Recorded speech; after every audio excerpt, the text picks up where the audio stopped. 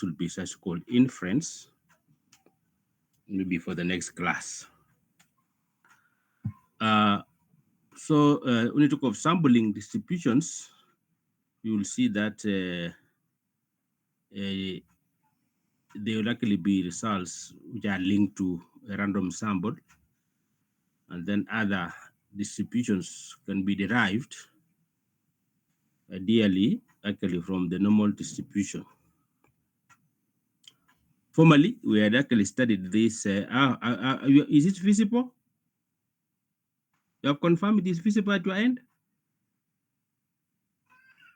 It is. All right.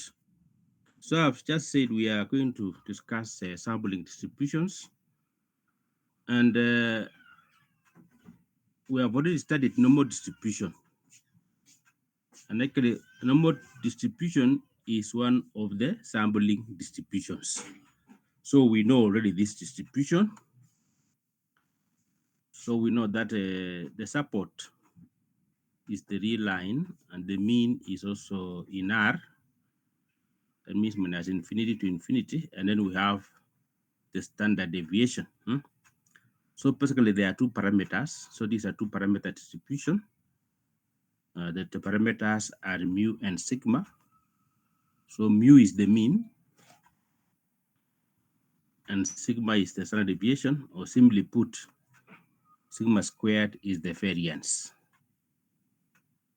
So x squared of x is mu, var of x is sigma squared. So we usually write, we saw earlier that we say x with that symbol, the tilde, but we use it to be interpreted as saying x is distributed as, or x as this distribution.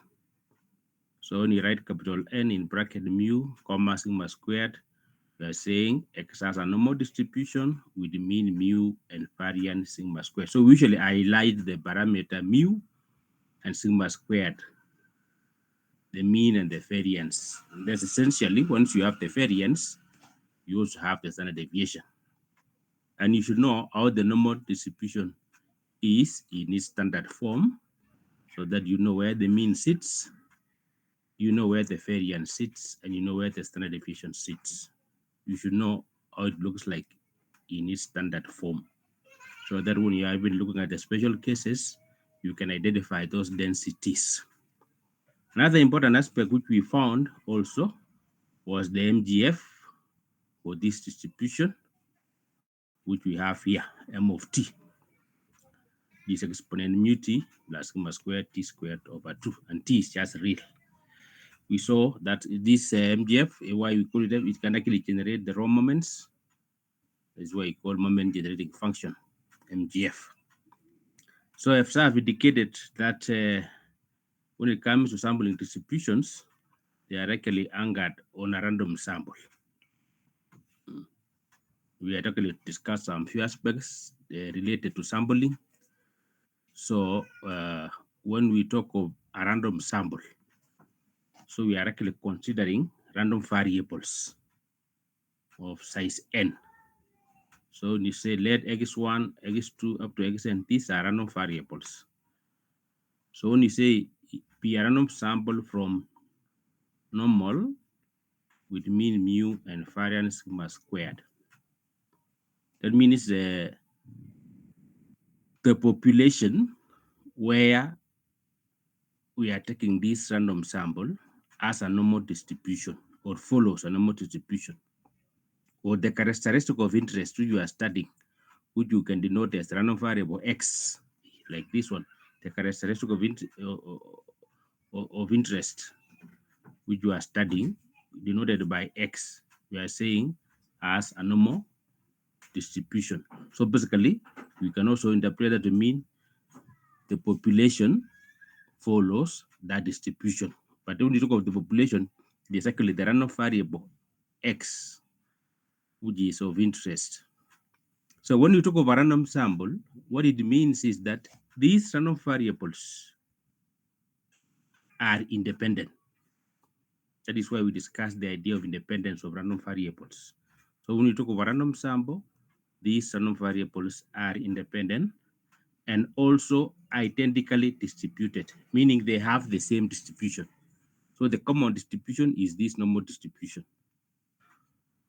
So without qualifying or making a statement related to being independent or identically distributed, the moment we just mention that it is a random sample, it means inherently the random variables are independent and also identically distributed, which usually write in short IID.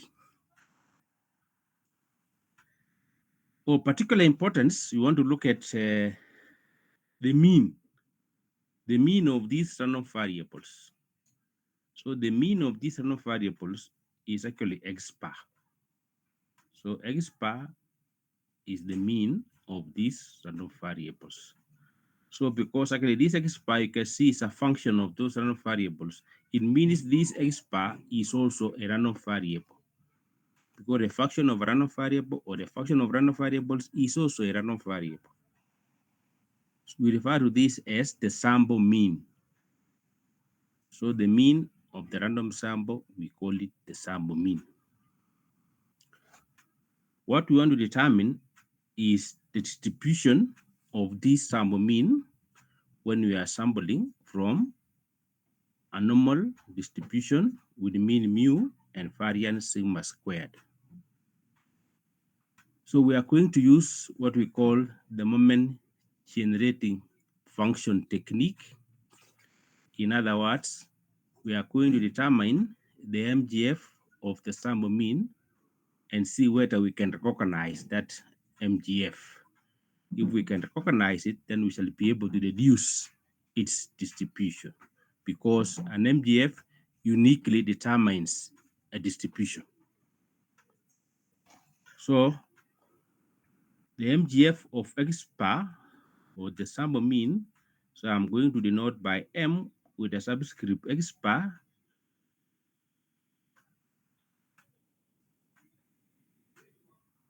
And then and then T is real. So mx bar of T, so T is real. Remember, when defining the MGF, usually that T is real. So by definition, is expected of exponent T x bar. So this is a random variable.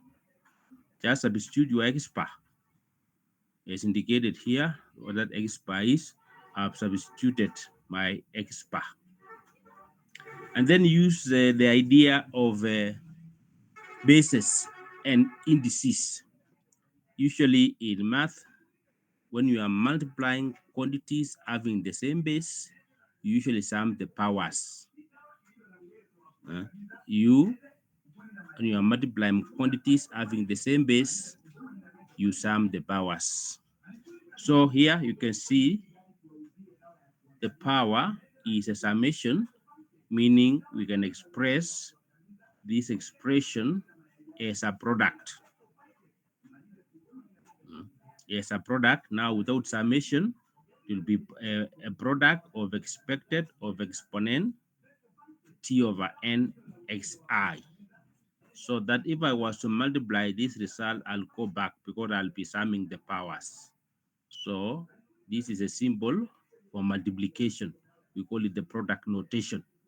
So just like summation, where we are saying you are summing xi, I is the index for summation, you vary the index as you sum. Similarly, for multiplication, this is the product notation, you vary the index I as you multiply. So we are actually saying expectation of a product of these random variables. And you can see this random variable is a function of xi. And given that xi's are independent, it means these random variables are also independent because functions of independent random variables are also independent. So I invoke that property of independence we actually saw in bivariate statistics, that expectation of a product is actually a product of expectations. That expectation of a product is product of expectations. You can see I'm indicating on the right hand side here We are invoking independence. And then from here, you can actually see that by definition, expected of exponent tnx t over nxi, you can actually see if you relate what we call the MGF of x is exponent expectation of exponent tx. So you can see actually whatever you are getting here is actually the MGF of xi, but evaluated at t over n. Because in place of t, we are having t over n, meaning this is actually the MGF of xi evaluated at t over n. So where t is supposed to be sitting in the MGF of xi, you substitute t over n. So your argument now is t over n. So actually the reason here we are just using the definition of an MGF, actually by definition. In the next line, we know the MGF of x. We are talking about here the MGF of xi evaluated at t over n. But we are told that the xi's are identically distributed. So the MGF of xi is basically the MGF of x because all the xi's have the same MGF because they are identically distributed. If they have the same distribution, they have the same MGF. So basically what you are actually putting here is the MGF of x evaluated at t over n. But here we have the MGF of x here, which is the MGF of x, which is normal with mean mu and Farad sigma squared is as indicated. So we are saying we take this MGF and then we evaluate it at t over n. So instead of t, we substitute t over n. So this is exactly what I'm doing in the next line. Yeah. So in the next line, I've used that MGF. So wherever there is t, put t over n. So here t over n, here will be t over n. Similarly, t over n squared here. So exactly what I've done in this line here. I've substituted t over n in that MGF.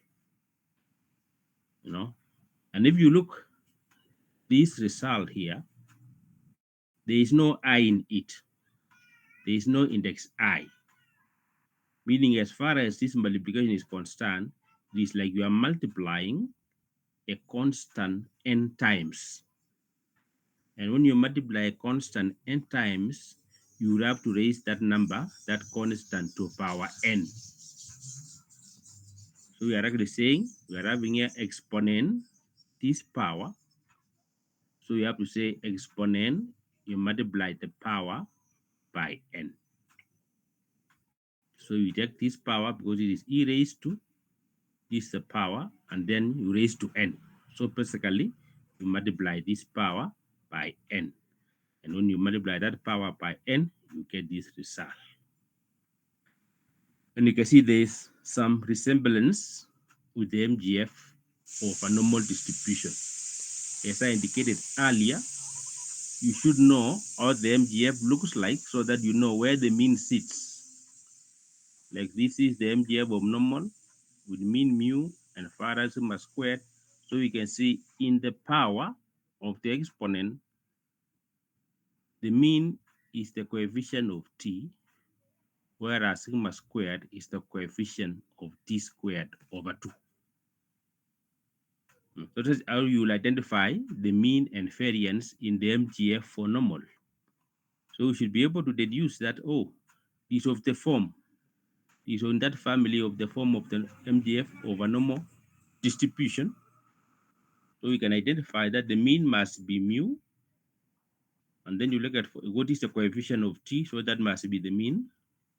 And then here you want coefficient of t squared over 2 is sigma squared over n. So that must be the variance. So this is actually the MGF over normal distribution with mean mu and variance sigma squared over n. Then definitely our sum of mean will have that distribution. So basically, therefore, the x bar will have a normal distribution with mean mu and variance sigma squared over n. So it is actually, it has the mean of the population where you are sampling from, and the variance is the population variance over the sample size. Mm.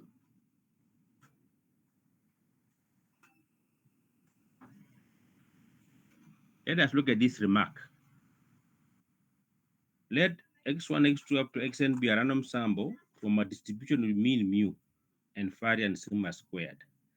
Then if you were to use linearity properties of expectation, let us find the mean of x bar. Exponent of x bar will be 1 over n summation exponent of xr. So we are using linearity properties of expectation, because here you are saying expectation of a constant times a random variable. That's summation.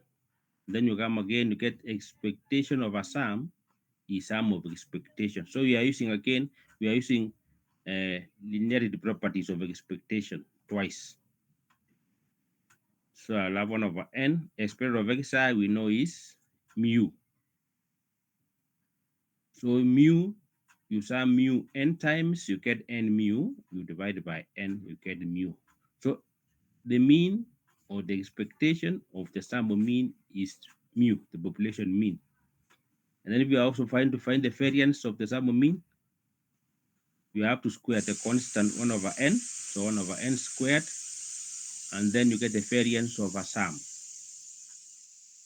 But because the random variables are independent, variance of a sum is just sum of the variances. But the properties we saw of variances. So variance of a sum is just sum of the variances. So the variance of xi again is sigma squared, sum sigma squared n times, you get n sigma squared, you divide by n squared, you get sigma squared over n.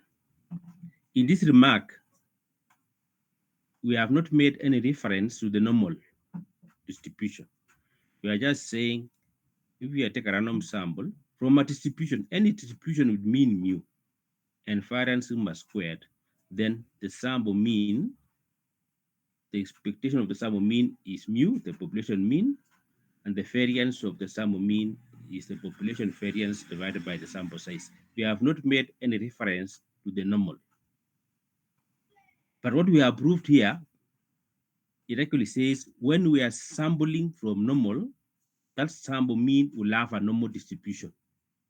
You can see still it will be having the mean mu and variance sigma squared over n, which is very general. So if whatever distribution you are sampling from, the sample mean will always have a mean of or mu, the population mean, and the sample variance will always have variance, which is population variance over that sample size. But what we have proved basically says, now when you are sampling from normal, it will have a normal distribution. So this is very particular. It's very particular.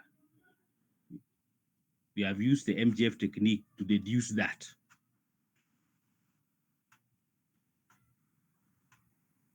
But these are very general results under the remark.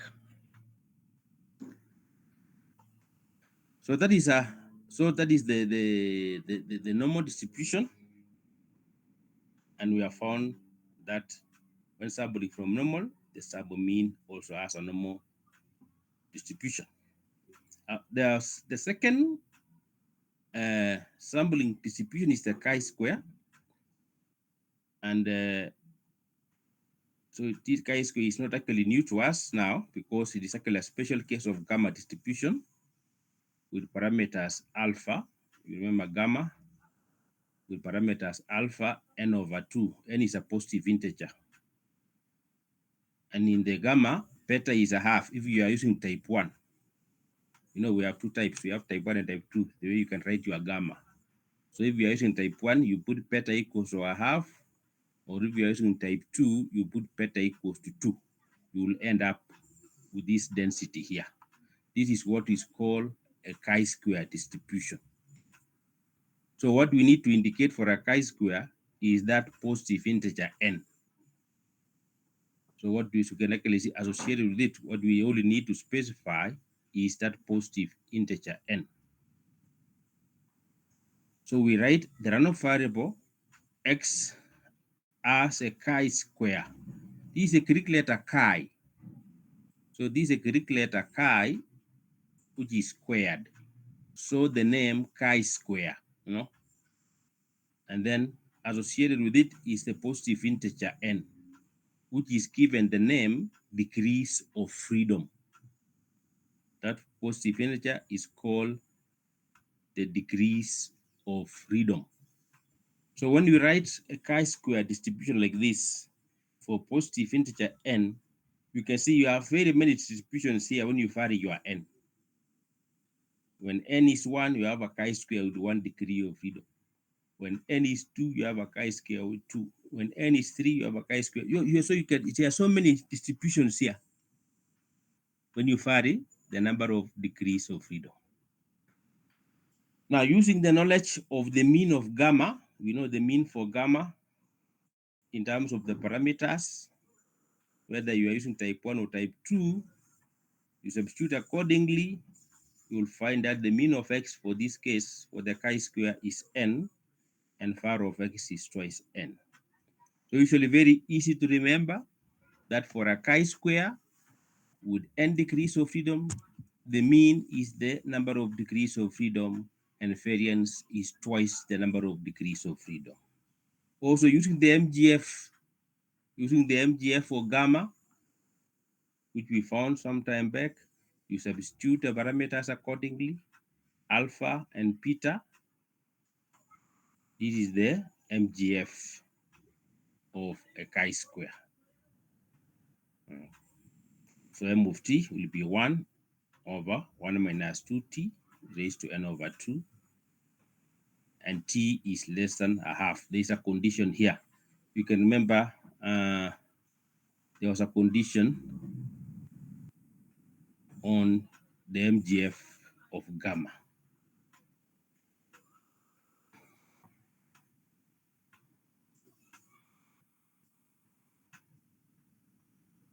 Now, the next part, we want to determine distribution of the square of a standard normal random variable. Say we have started with a normal distribution, but we are saying standard. Standard means the mu is 0 and sigma is 1. The mu is 0 and sigma is 1. We get the standard normal distribution. So a standard normal will always have a mean of 0 and variance unity. So if you substitute the MGF for that, you see this mu is 0, so this part will be 0. This sigma squared is 1. So the MGF of a standard normal is exponent t squared over 2. The MGF of a standard normal is exponent t squared over 2. So we need to know that.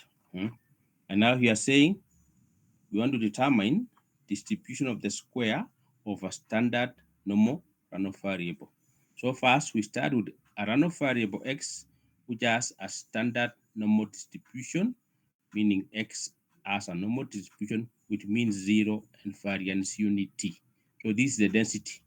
We can deduce from the general case, put mu 0 and sigma equals to 1. Now we want to determine the MGF of x squared because we want to get distribution of the square of standard normal. So we know distribution of x is standard normal.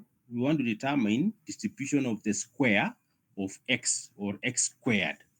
So we are going again to use MGF technique.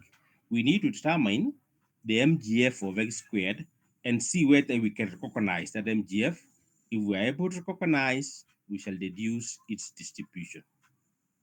So by definition, so I will again use my notation here, m subscript x squared, to show that this is the MGF of x squared. As a function of t, where t is real is the argument. So by definition, is expected of exponent t x squared, because the random variable in question now is x squared. So because it's a function of x, I need the BDF of x so that I can evaluate this integral.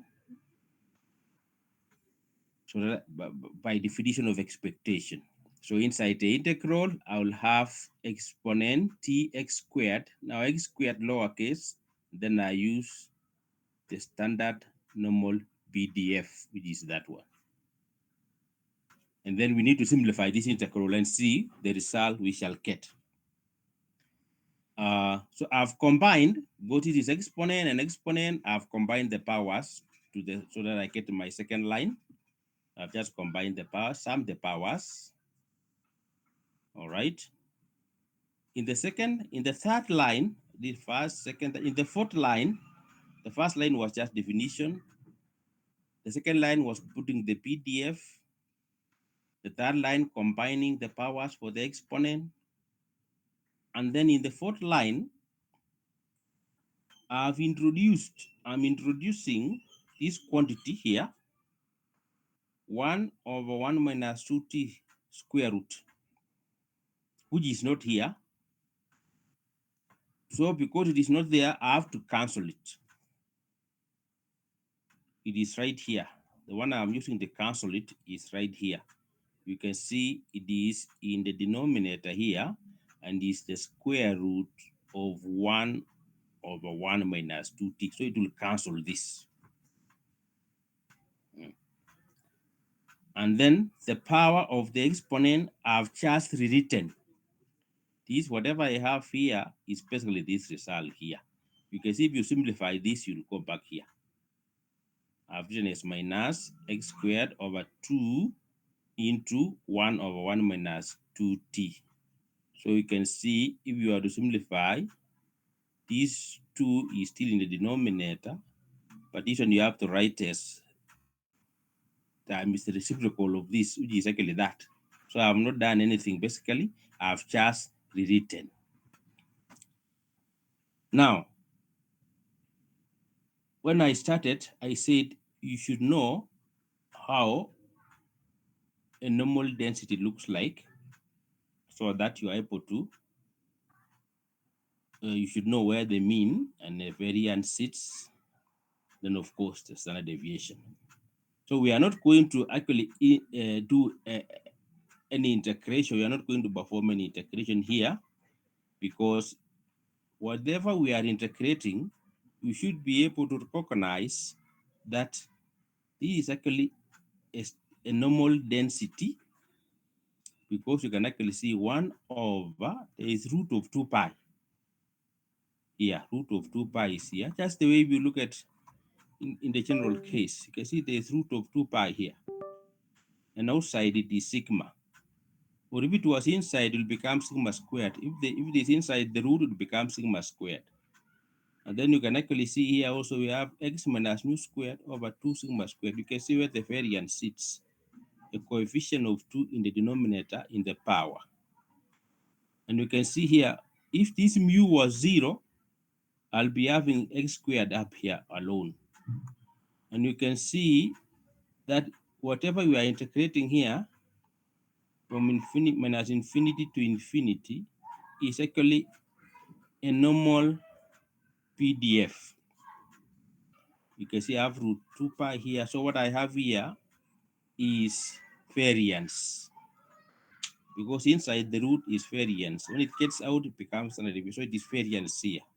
And you can see here in the power of the exponent, I have here, the mean must be 0.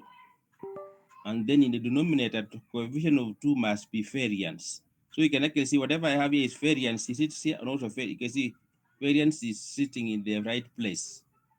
So these are normal density with mean 0 and variance 1 over 1 minus 2t. So we know these are BDF. So when we integrate the BDF, it goes to 1. So that integral will go to 1. That integral will go to 1. So what we shall remain is this quantity here. So what we shall remain is this quantity here. And you can see variance is always positive. So 1 over 1 minus 2t is positive. 1 over 1 minus 2t is positive, meaning 1 minus 2t is positive. Okay, or you can actually say 1 minus 2t is positive, or we can say 1 is less than 2t. You can simplify that. What it means actually t is less than a half. So when you say 1 minus 2t is positive, you are actually basically saying t is less than a half.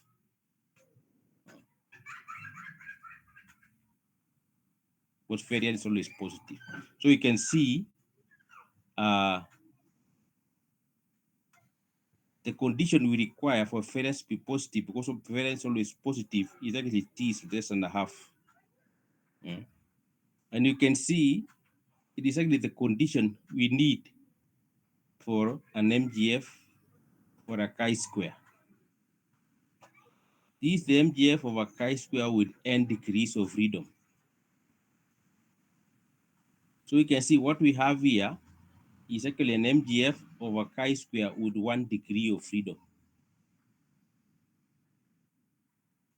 So the MGF of the square of a standard normal random variable is that of a chi-square with 1 degree of freedom. So x squared has no choice but to have that distribution. So we now say x squared as a chi-square with 1 degree of freedom. So simply put, if you have a standard normal random variable and you square it, you end up with a chi-square with 1 degree of freedom. You end up with a random variable having a chi-square with 1 degree of freedom. That's why I was saying, actually, a normal distribution is the basis of actually all these sampling distributions we are going to consider. So here we saw that when we were stating the chi-square, we simply said it's a special case of gamma. And you were able to deduce the PDF, we were able to deduce its mean, its variance, and the MGF. But having shown that the square of a standard normal random variable has a chi-square distribution with 1 degree of freedom, so that means we can also obtain a chi-square from a random sample from a standard normal distribution. Because we have seen that if you square a standard normal random variable, it will have a chi-square with 1 degree of freedom. So we extend now and said, let x1, x2 up to xn be a random sample from standard normal. Now I want to determine the MGF of the sum of the squares. Let us call it y. We want to determine the MGF of y, where y is the sum of the squares of the standard normal random variables. And because these are random sample, these random variables are independent and identically distributed. Now, the MGF of y, I use my notation now to distinguish from the others. This is the MGF of y. I say m subscript y of t. Then by definition is expected exponent ty. Remember, t is real. Substitute your y, a sum of the squares, basically here. Similarly, the way we were just doing for the sample mean, you know. So you are summing the powers here. So we shall be multiplying the bases here. So summation of xi squared. So here will be product I to n exponent t xi squared. So if you are to simplify this, I'll go back here because these quantities actually they have the same base e. So if I multiply quantities having the same base e, I'll be summing the powers. You go back there. So this we are going in reverse. So we can find again here we are saying expectation of product Then we invoke independence, that the expectation of product is product of expectation, because these random variables are independent, because they are functions of independent random variables. You see, if xi's are independent, even xi squared are independent. So by definition, whatever you are getting here, you can actually see whatever by definition what you have here is actually the MGF of xi squared. This is the MGF of xi squared. So we can actually write m of xi squared of t. This by definition. But now we know, because xi is standard normal, then xi squared will have a chi-square with 1 degree of freedom. So this is the MGF of a chi-square with 1 degree of freedom. And don't forget that condition. And you can see here, remember also the xi's are identically distributed. So the MGF of xi squared is basically the MGF of x squared. So they will all have the same MGF. So that's why you don't see I here. So it's like multiplying a constant n times. So you only need to raise to n. So when you raise to n, you get that result. And you can recognize whatever we have here is actually the MGF of a chi-square with n degrees of freedom. Now, a chi-square on its own right is a special case of gamma, but you can actually see that we can actually construct it. We can actually derive it from normal distribution. We can actually derive it from normal distribution. As we have seen, if we take a random sample of a standard normal, and you square them, and then you take the sum, the new random variable will actually have a chi-square with n degrees of freedom. That's why we are now deducing. So you can see, we said an MGF uniquely determines a distribution. So if you are able to recognize that MGF, then you can actually deduce that distribution. Let us look at these remarks. Here, in general, actually a sum of independent chi-square random variables has a chi-square distribution. In general, if you are summing independent chi-squares, the resultant sum will always also have a chi-square. The sum will always have a chi-square. And the number of degrees of freedom is actually equal to the sum of their degrees of freedom. So you can see in our case, each xi squared, it has 1 degree of freedom, and there are n of them. So it is like in the chi-square having n degrees of freedom, each xi squared contributed 1 degree of freedom. So that you have got n times, you get your n. But what you are saying in general, a sum of dependent chi-square random variables has a chi-square distribution with degrees of freedom equal to the sum of their degrees of freedom. For instance, if you have a random variable having a chi-square with 2 degrees of freedom, and another one having a chi-square with 3 degrees of freedom, if you sum the two random variables, it will have a chi-square having 5 degrees of freedom. It's always a chain rule result. Sum of chi-squares, independent chi-squares will always have a chi-square. Then you sum degrees of freedom.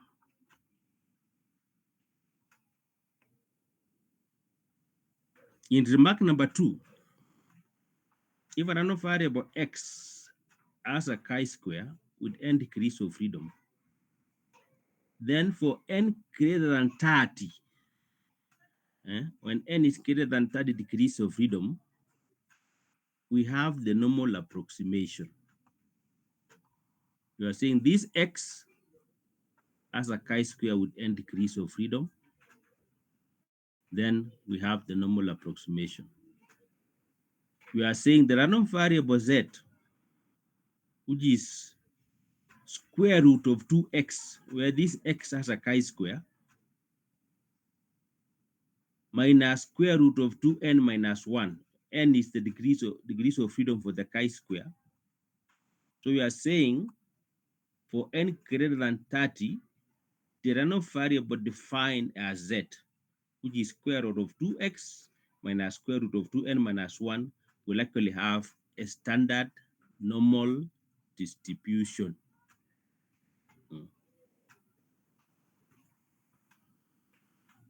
That means the standard normal here is a limiting distribution, which actually refers to for large n. And specifically, we are saying the approximation is good for n greater than 30. The approximation is good greater than 30. It's very interesting that we can start from normal, you get a chi-square, you go to the limiting cases, you get another, you go back to standard normal. Very interesting. Our third sampling distribution is called the student's t distribution. There's a reason. There's some, if you Google, there's a reason why it was called student t. I will not go there. We can read some history, but ordinarily we just call it t distribution. We usually just call it t distribution, but there's a reason why it is called student's t distribution. Somebody who came up with it was hiding it under that name, student. But ordinarily we just call it t distribution. So this is the BDF. It is in terms of gammas. You can see here we have gamma of n plus 1 over 2. But first and foremost, the n you see here is a positive integer. The support is the real line. And the n you see here is a positive integer. So we have here f of x, we have here gamma of n plus 1 over 2 in the numerator there. Here in the denominator is square root of n pi, pi, the ratio of circumference to the diameter of a circle is square root of n pi. And in the denominator again here, we have gamma of n over 2. Now we multiply by 1 plus x squared over n raised to minus n plus 1 over 2. This is what we call the t distribution, or you may like, you can call it student's t. So for us to specify a t distribution, we need to know n. And this n again, just like the chi-square, is called the number of degrees of freedom. So n is the number of degrees of freedom. So we also write x as a t distribution. So we write here t in bracket n. So n is the number of degrees of freedom. So when we write like that, this is how the density looks like. Another important thing to note is because the support is minus infinity to infinity, or r, the reals, you can actually see that this distribution is symmetric. Because if you are to evaluate f of minus x, it will still be x squared here. This is the same as f of x. So f of minus x is f of x, meaning it is symmetric.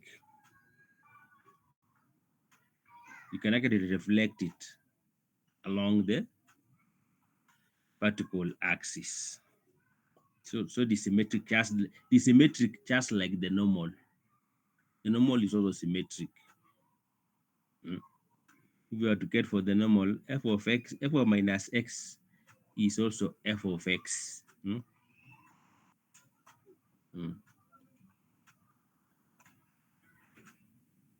Now,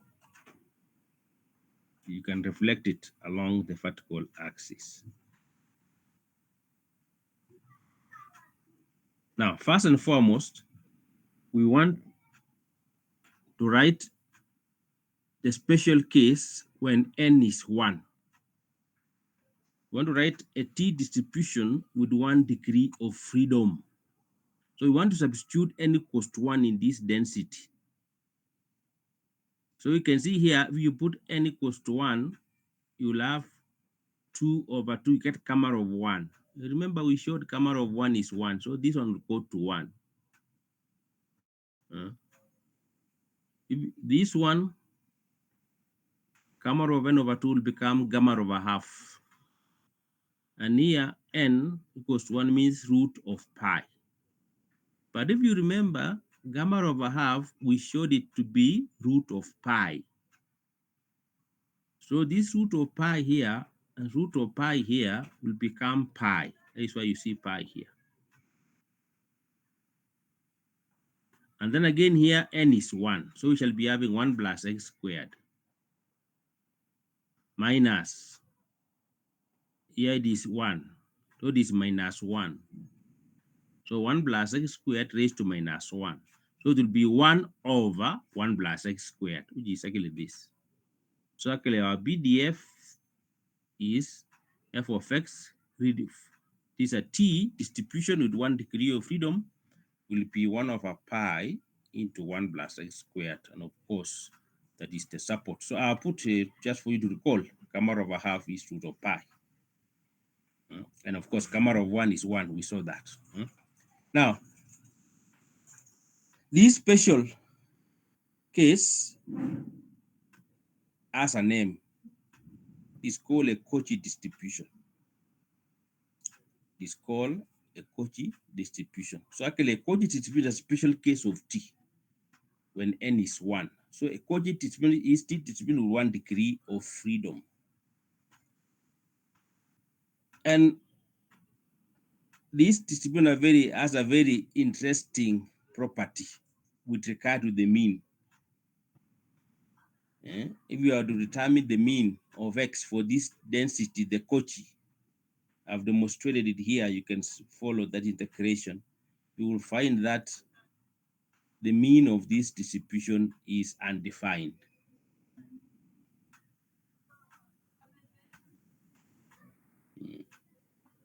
So you can also simply put that the mean of t with 1 degree of freedom is undefined.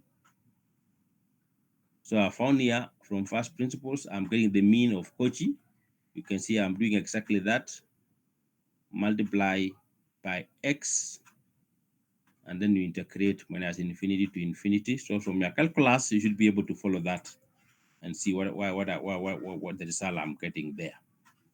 So the mean is undefined for Cauchy density.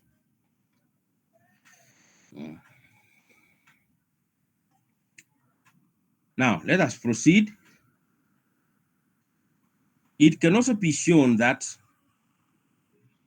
gamma of n plus 1 of square root of n over 2 over square root of n over 2 times gamma of n over 2, the limit of this quantity is 1. It can be shown.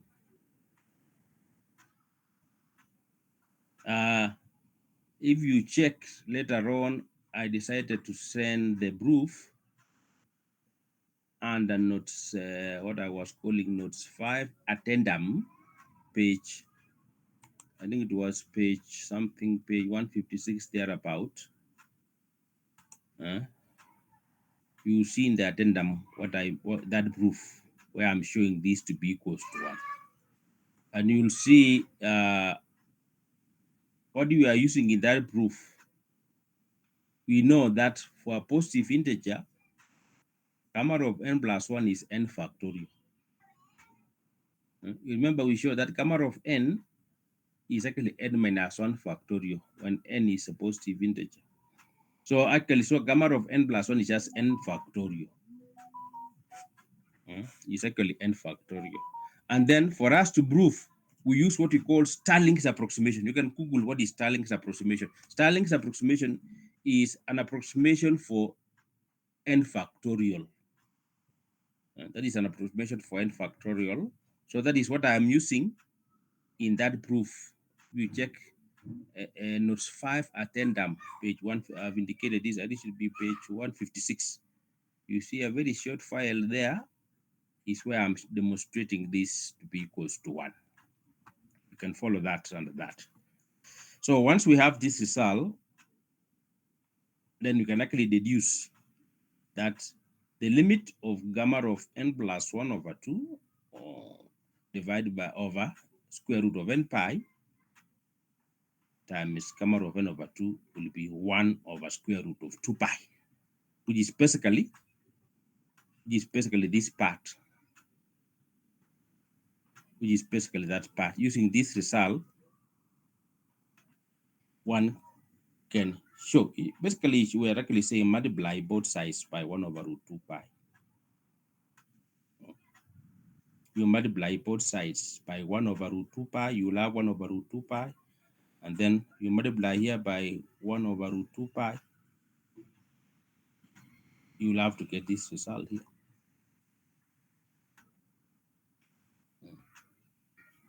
So we are actually saying as n tends to infinity, this quantity here, this constant here,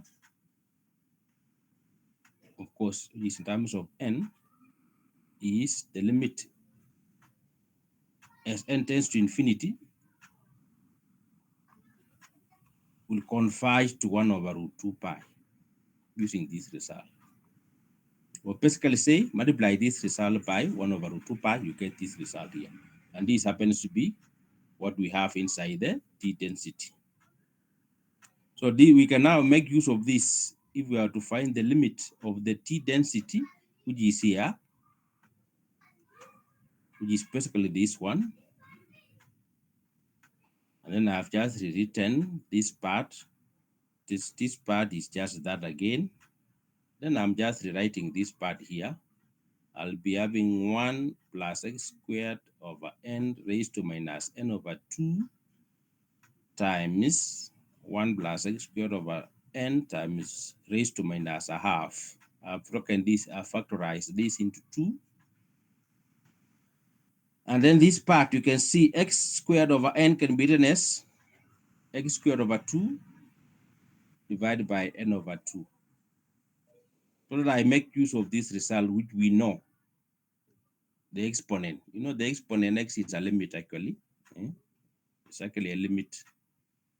It's actually a limit of 1 plus x over n raised to n as n tends to infinity. This one always goes to exponent x.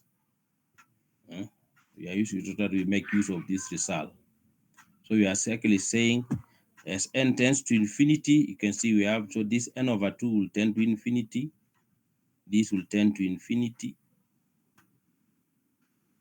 But remember, you could also, so this will go to exponent minus x squared over 2, because you can now write this as 1 over the same raised to positive power. So you can see this will go to 1 over exponent x squared over 2. But 1 over exponent x squared over 2 is exponent minus x squared over 2. So this quantity here will go to exponent minus x squared over 2 using this result. As n tends to infinity here, this will go to 0. And then the whole thing here goes to 1. So 1 raised to whatever will just go to 1. So this part will go to 1, but this part will go to exponent minus x squared over 2. This part goes to 1 over square root of 2 pi. Very interesting. Whatever you see now, we have a standard normal. You know. So for our T distribution, we have seen for n equals to 1, we call it Cauchy. Mean is not even defined. But as n tends to infinity, the T distribution tends to standard normal. It tends to standard normal. Very interesting again. All these distribution again, they relate to the normal. They relate to the normal. So we are actually saying that our random variable x, which has a T distribution with n degrees of freedom, will have a standard normal distribution as n tends to infinity. So actually this normal distribution is actually a limiting distribution. A limiting in the sense that because we are saying in the limit as n tends to infinity. It's a limiting distribution. In mathematics, sometimes we call it asymptotic distribution. It's called asymptotic distribution or a limiting distribution. So we are the T distribution and standard normal distribution actually coincide as n tends to infinity. Mm. So for as n tends to infinity, the t distribution and the standard normal coincide. Mm.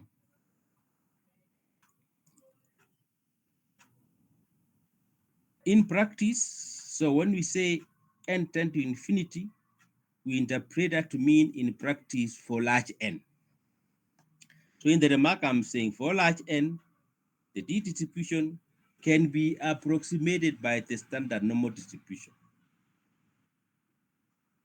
In particular, the approximation is very good for n greater or equals 30. That means for n greater or equals 30, n is large enough to have a good approximation.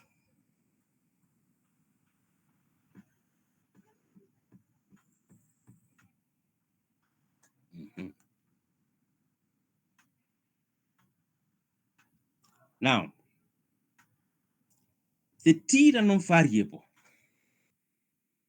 in general is actually related again to the standard normal random variable and a chi-square random variable, so long as the two random variables are independent. So if we take a standard normal random variable, call it z, that is standard normal, that's mean normal would mean 0 and variance 1. And when we take another random variable, let us call it u, which has a chi-square with n degrees of freedom, and the two are independent, then the t random variable can actually be defined as standard normal random variable divided by square root of the chi-square divided by its degrees of freedom. This random variable x now will have a t distribution with n degrees of freedom, where the n degrees of freedom is the degrees of freedom of the chi-square. It can be shown in probability theory using a method called change of variable technique, which uses what we call the Jacobian in calculus. It can be shown using change of variable technique. There are various methods of determining distributions. One we have used it here so far, what we call the MGF technique. You determine the MGF of a random variable, and if you can deduce that, if you can recognize that MGF, you can actually deduce its distribution. We can also use what we call the CDF technique. You can determine the CDF of a random variable. The CDF is the cumulative distribution function. If you can determine the CDF and you are able to recognize it, then you will be able to deduce its distribution. The third method, what I'm calling change of variable technique, is now where we have a transformation. We are using a transformation from one, like this is now a transformation. We have defined a transformation that which says x is equal to z divided by square root of u over n, where z as standard normal distribution and u as a chi-square distribution to n degrees of freedom. And as long as the two random variables are independent, then this transformation, which we are calling x, will have a t distribution with n degrees of freedom. And I've said it can be shown using change of variable technique. We are not supposed to show it because it's not part of our agenda here. It's just for us to know how it is related to the normal and the chi-square. Ordinarily, if you were to determine in general, if you were to determine the mean or even the variance, say for the mean for the t from first principles, you are supposed to use this BDF from first principles. You multiply this BDF by x and you integrate between minus infinity to infinity, which can be somewhat some kind of a complex integral, require some good knowledge in calculus. But this transformation will make our work very easy. When we invoke that property of independence, we shall be able to get the mean and the variance of x. We can really locate the mean and the variance of x without necessarily integrating the or using the BDF or from first principles. But we have to take cognizance of the fact that, as we have seen, that for n equals to 1, we have a Cauchy density whose mean is undefined. So we have to exclude that. So we can actually proceed to find the mean of x using this transformation for n greater than 1, because we know for n equals to 1, it is Cauchy. X will have a Cauchy density, or t distributed 1 degree of freedom whose mean is undefined. So whatever we are doing here is actually only for n greater than 1. So if we are to find expected of x, we just use, so this, write this is square root of n expected of z times u raised to minus a half. We just write this is z times u raised to minus a half. But you see, we are told here z and u are independent. So we are doing expectation of a product of independent random variables. Because z and u are independent, it means z and u raised to minus half are also independent, because functions of independent random variables are also independent. So expectation of independent random variable will be, using independence now, that property will be product of expectations. So expected of z, then expected of that, u raised to minus a half. But expected of z is 0, then everything goes to 0. So for n greater than 1, expected of x is 0.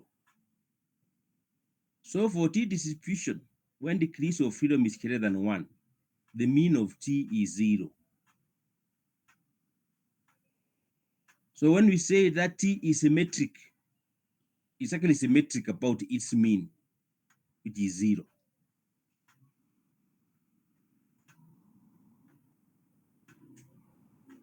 But the support is minus infinity to infinity, you can actually reflect this density along the vertical axis. We can also get the variance very easily, because expected of x is 0. You know, var of x is square of x squared minus the square of the mean, but the mean is 0. So it's just the second row moment. Var of x is the second row moment, x squared. So if this is x, is z raised to times u raised to minus a half, square that, z squared, and then times u raised to minus 1. And then you invoke again independence, expected of independent random variables to get the product of their expectations. So expected of z squared, z squared times expected of u raised to minus 1. But because expected of z is 0, expected of z squared is 1, because var of z is 1. So the second moment is 1. So this is 1. So this actually n expectation of u raised to minus 1. But u as a chi-square with n degrees of freedom, then I can now get that from first principles. Multiply u raised to minus 1 times a chi-square, the density, chi-square with n degrees of freedom, and then you integrate. This one don't go, you go integration by parts. We had a similar integral when we quoted gamma density. We had a similar we have to write this in terms of gammas, and then use the recurrence relation. Go and check that. Yeah? Don't go and say you try integration by parts. So if you do that, you luckily, this is what we have as the variance of x. This n over n minus 2. And you can see for this to be defined, n must be greater than 2, because variance must be positive. variance must be positive. So this n must be greater than 2. When n is 2, it's infinite. And define otherwise. And define otherwise. For things like n equals to 1, and define otherwise. We have demonstrated that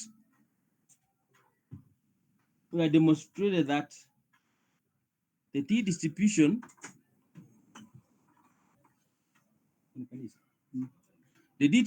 converges to standard normal.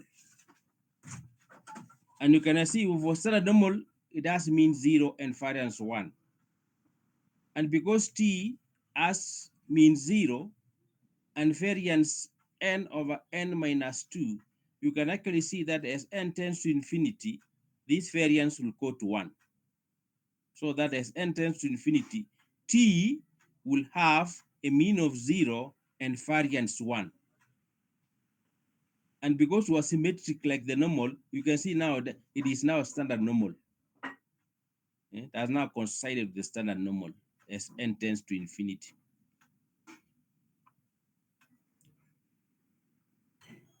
I remember when we were talking about, so when it comes to symmetry, as I've indicated, we talk of skewness. Yes, just like the normal, we have said T is symmetric. That means not skewed.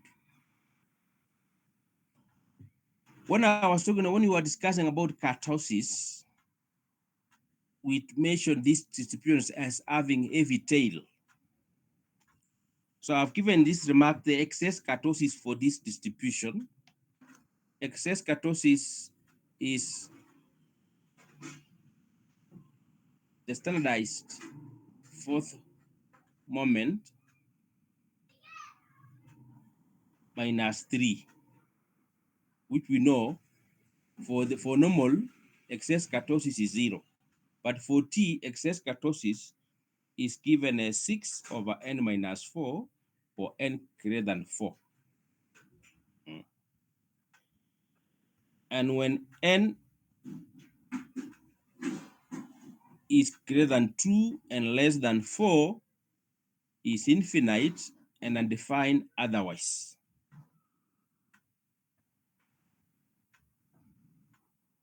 You can actually see that as n tends to infinity, this excess kurtosis will actually go to 0, meaning coinciding with the normal distribution.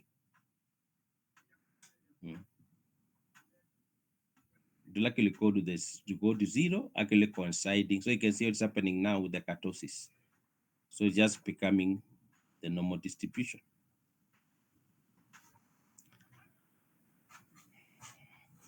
Our fourth sampling distribution is called the Fisher distribution, named after the statistician called Fisher, R.A. Fisher. Find that the distribution also in terms of gammas associated with it are two positive integers, n1 and n2. Unlike normal and t, whose support is the real line, the Fisher, the support is the positive real line, like the chi-square. So the chi-square and the Fisher, the support is the positive real line. So that is the density for Fisher distribution. So for us to specify Fisher distribution, we have these two positive integers, n1 and n2.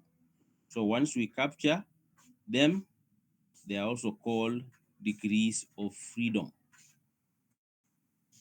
So n1 and n2 are called degrees of freedom. So unlike the chi-square, where we only use one positive integer, and the t one positive integer, for us to identify the Fisher, we require those two positive integers, n1 and n2. So that's why I've designated them as n1 and n2. They are also called degrees of freedom. This distribution, just like the chi-square, is skewed to the right. This distribution is skewed to the right. I send you statistical tables, which has got these graphics. That's the graphs on top. You can actually see. In those statistical tables, you'll see that normal and t, they are symmetric. If you look at the chi-square and f, they are skewed to the right. I sent earlier, but I thought I not send. I did resend again today. Now, just like t, we can also relate this distribution to a chi-square distribution, specifically two independent chi-square random variables. So if we have a chi-square, if we have a random variable u just a chi-square, we say n1 degrees of freedom. Another random variable, let us call it v, which has a chi-square with n2 degrees of freedom. And the two random variables are independent. Then it can be shown again using change of variable technique. Having this transformation, we can use change of variable technique to show that the BDF of X is what I've stated here, which is the Fisher distribution. And I've said to identify this distribution, we require the two positive integers and n1 and n2. So we'd say X as a Fisher distribution with n1 and n2 degrees of freedom. What is important is to recognize where the n1 and n2 sits, because that ordering is important. Here it is symmetric, so it doesn't matter what you call here. But when you come here, you need to really identify so that you know what n1. You can see you're talking of n1 over n2 is raised to n1 over 2. Here it is x raised to n1 over 2 minus 1. And then you come to here. In the denominator, 1 plus n1 x over n2. Then you have n1 raised to n1 plus n2 divided by 2. So that ordering is important. So when you are saying f with n1 and n2 degrees of freedom in that standard form, where n1 is sitting must sit there, where n2 is sitting must sit there.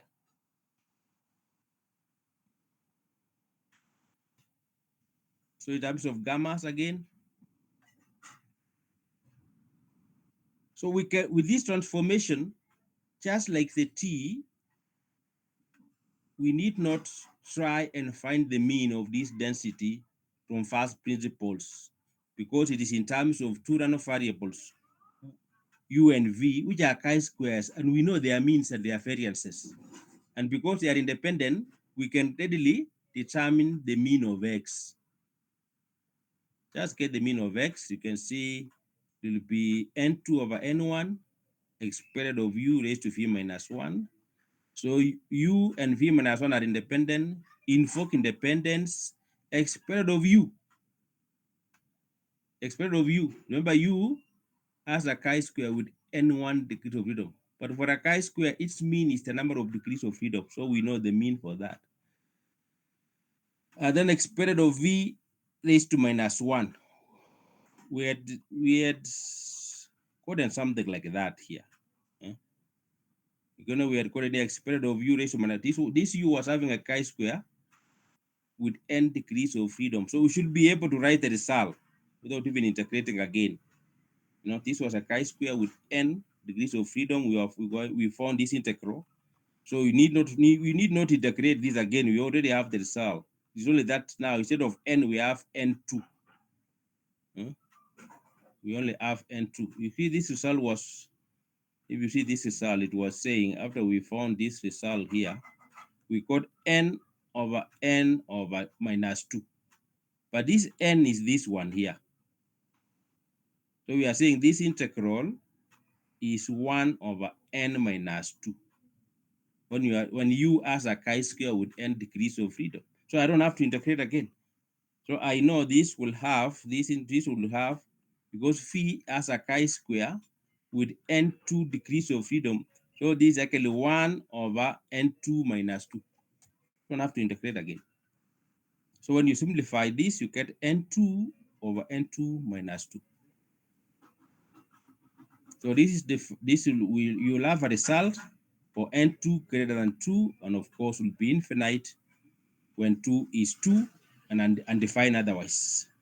Similarly, you can get the exponent of x squared in a similar manner. After you have invoked independence, you get the power of x, as indicated here.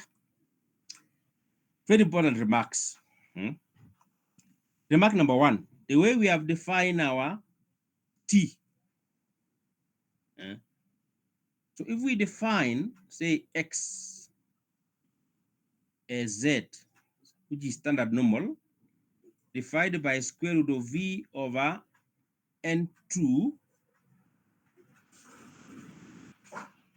where v has a chi-square with n2 degrees of freedom, you can actually see that x will have a t with degrees of freedom equal to that of the chi-square. So it will have a t distribution with n2 degrees of freedom.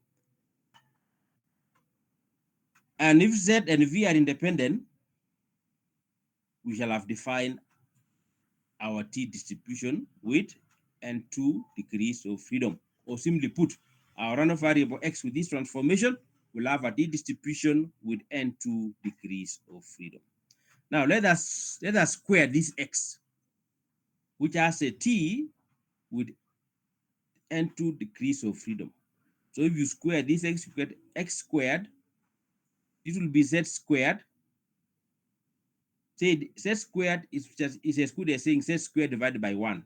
So that I have it the form I want as a ratio of 2 chi squared divided by degrees of freedom to get an f. So if I square this, I'll have z squared, say divided by 1. In the denominator, I'll be having v over n2. So x squared will be z squared over v divided by n2. So I've just put in here so that you can actually relate, because we are having here a ratio of 2 chi-squares. One, remember z is standard normal. So if you square z, remember we had shown, if you square z, you get z square. Z square will have a chi-square with 1 degree of freedom. So in the numerator, we are saying we have z square divided by 1. So we have z square. So we are actually having a chi-square with 1 degree of freedom divided by its degree of freedom. And then in the denominator, we have a chi-square with n2 degrees of freedom divided by its degrees of freedom, which is n2. So you can actually see here we are having a ratio of 2 chi-squares which are divided by their degrees of freedom, just the way we were defining f here.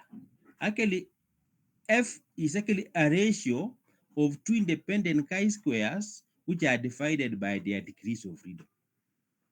I'll get an f where n1 is the degrees of freedom of the chi-square in the numerator, and n2 is the degrees of freedom of the chi-square in the denominator. So we can actually see that when we say x squared equals z squared divided by 1 divided by v over n2, you can see it will have an f, where 1 is the degree of freedom of the one in the numerator, and n2 is the degrees of freedom for the one in the denominator.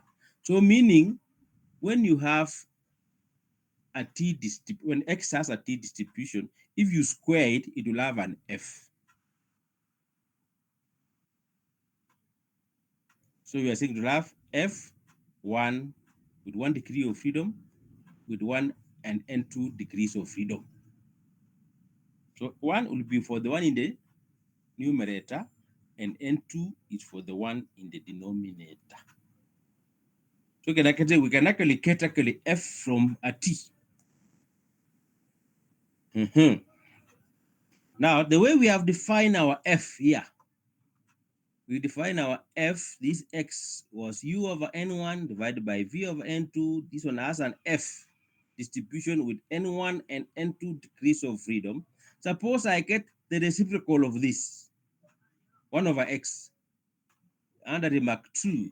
So if x is u over divided by its degrees of freedom n1, divided by V, also divided by 8 degrees of freedom 2. We are calling it F with N1 and N2 degrees of freedom. And remember, U and V are independent chi-squares with N1 and N2 degrees of freedom respectively. If I get the reciprocal of this, 1 over X, that means the one in the denominator will go up and the one in the numerator will come down. Again, you can see these are ratio of two chi-squares, two independent chi-squares divided by their degrees of freedom. So we can calculate this is F also. But you can see in the ordering, we have to start with the degrees of freedom of the one in the numerator, which is N2. And then degrees of freedom of the one in the denominator is N1. So we are actually saying when X is Fn1 and 2, 1 over X will be Fn2 and 1. You reverse. If you have a random variable as an F distribution, its reciprocal will also have an F with the degrees of freedom reversed. So what it means is that for such a random variable X, which has an F with N1 and N2 degrees of freedom, if I am to evaluate this, the probability of the event X less than A, the random variable X values less than A, the event X less than A is equivalent to the event 1 over X greater than 1 over A. So whilst this X will be having Fn1 and 2, this 1 over X will be having Fn2 and 1. So you can see when you want to compute this probability, even instead of using the one for this distribution, you can actually use this distribution because the two probabilities are equal because the two events are equivalent. You see, if X is greater than 8, it means 1 over X is greater than 1 over A. So here we shall be using F N1 N2, but here we shall be using F N2 N1, and we shall get the same probability.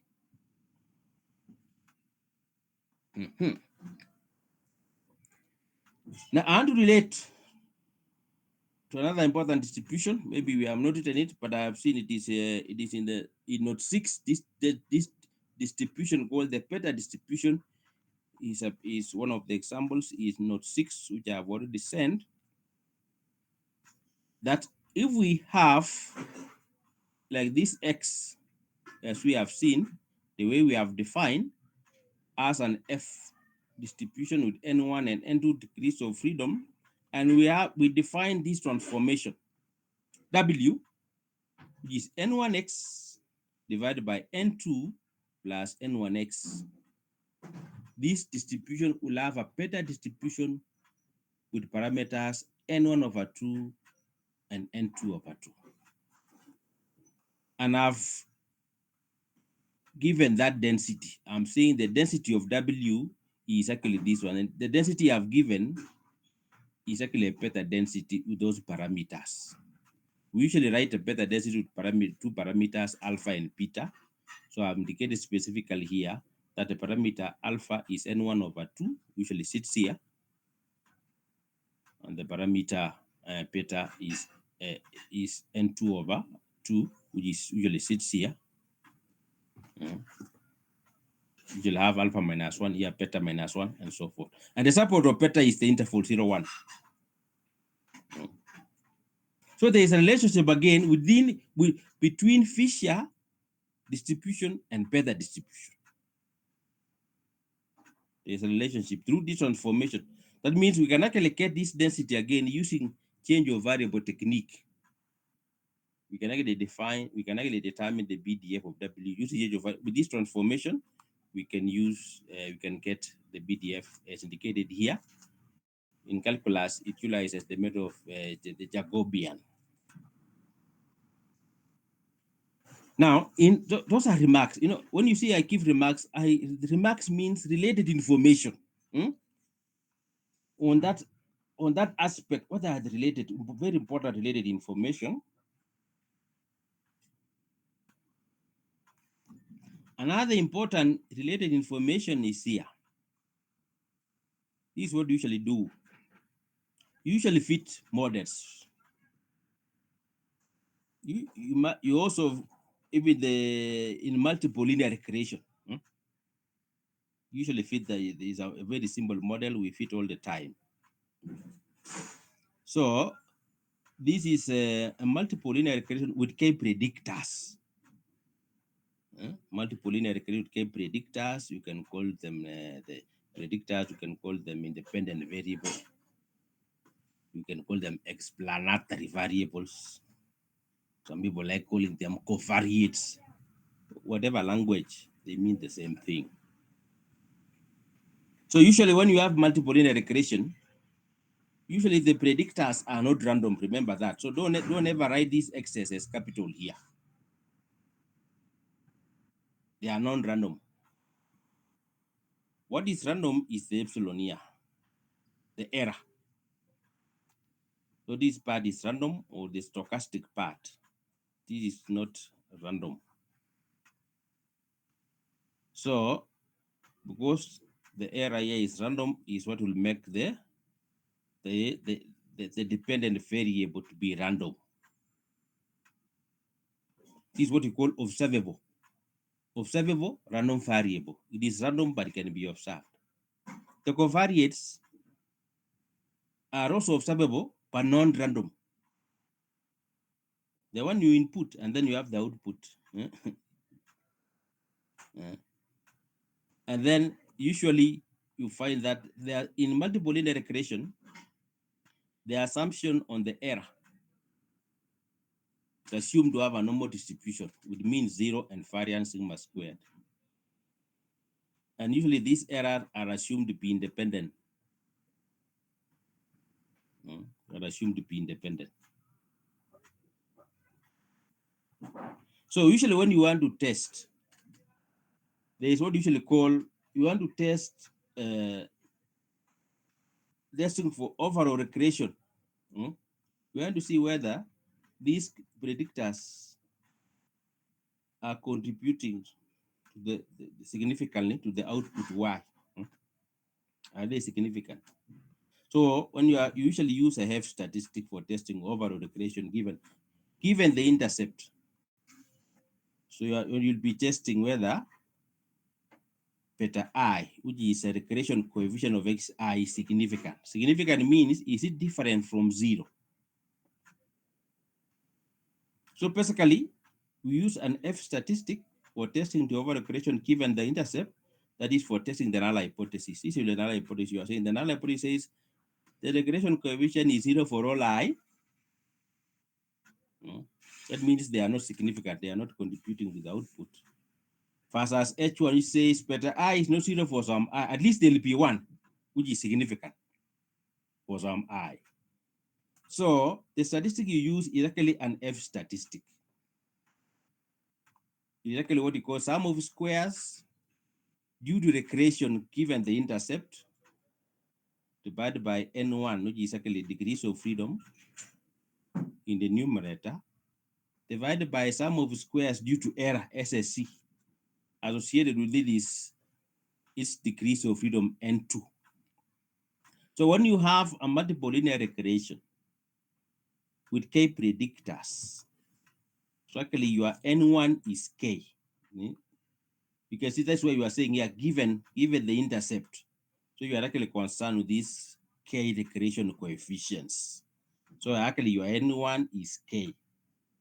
And N2 is N minus K minus 1.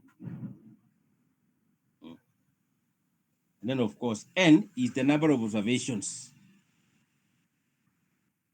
So to be able to test the null hypothesis, we require the null distribution of the test statistic, which is F. So under H naught, this F as another variable will have an F distribution with N1 and N2 degrees of freedom. That's what you usually check now. You go to the table and read. That we keep with respect to some given level of significance, you are either able to reject H naught or you do not reject. When you reject H naught, you are actually saying your regression is significant.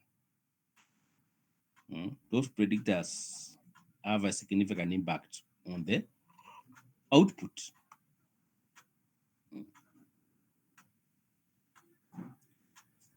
Another important aspect,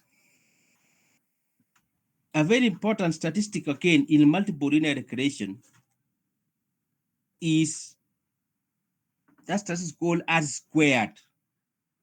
The coefficient of determination. It actually lies between 0 and 1. It is actually related to this F for the overall, the one you use for the overall regression given the intercept. It is related to this. That coefficient of determination, they called R squared. It's actually the proportion of total variation explained by the regression. It is actually related to that F. It is N1 F into N1 N2 over N2 plus N1 times F N1 N2. And this R squared lies between 0 and 1. And the proportion of total variation explained by the regression. In fact, as you move towards 1, you are actually saying your regression is good in prediction. But as you move towards 0, your regression is bad in prediction. Related to R squared is actually R itself. Actually, the R, so that when you square it, you get R squared. Actually, the R is actually the correlation between what is observed and what is predicted. So if your regression is good, you expect what you observe and what you predict to be close, meaning your R should be moving towards 1. Should be not actually get it, but should be high. High means in the neighborhood moving towards 1, not, so you have something starting from 0.7, 0.8, actually your model is performing well. So you can actually see that large values of F statistic actually corresponds to large values of R squared. Because when F is large, R squared will tend to 1. So large values of the F statistic correspond to large values of R squared.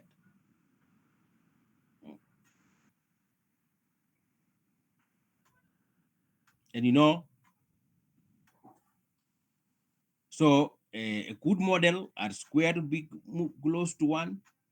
And for large values of the statistic is when you usually reject another hypothesis.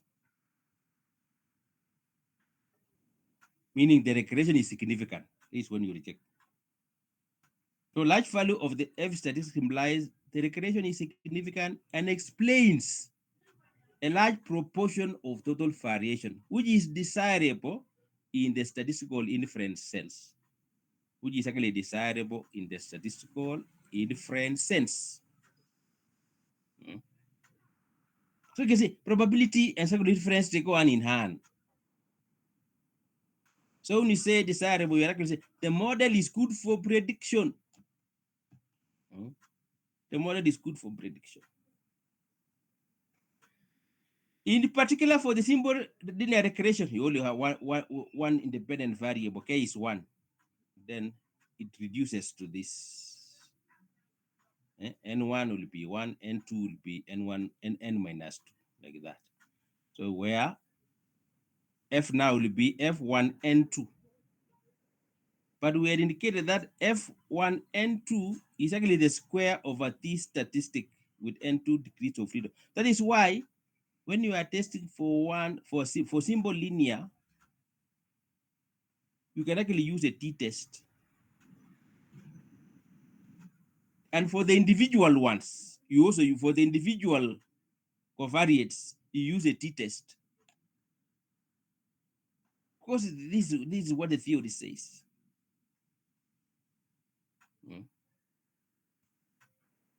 Because you said F1 and 2, actually this is only F1, actually this here.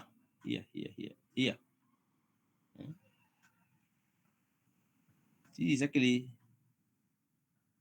you can actually use a t-test for the individual, or also in particular for the simple linear regression.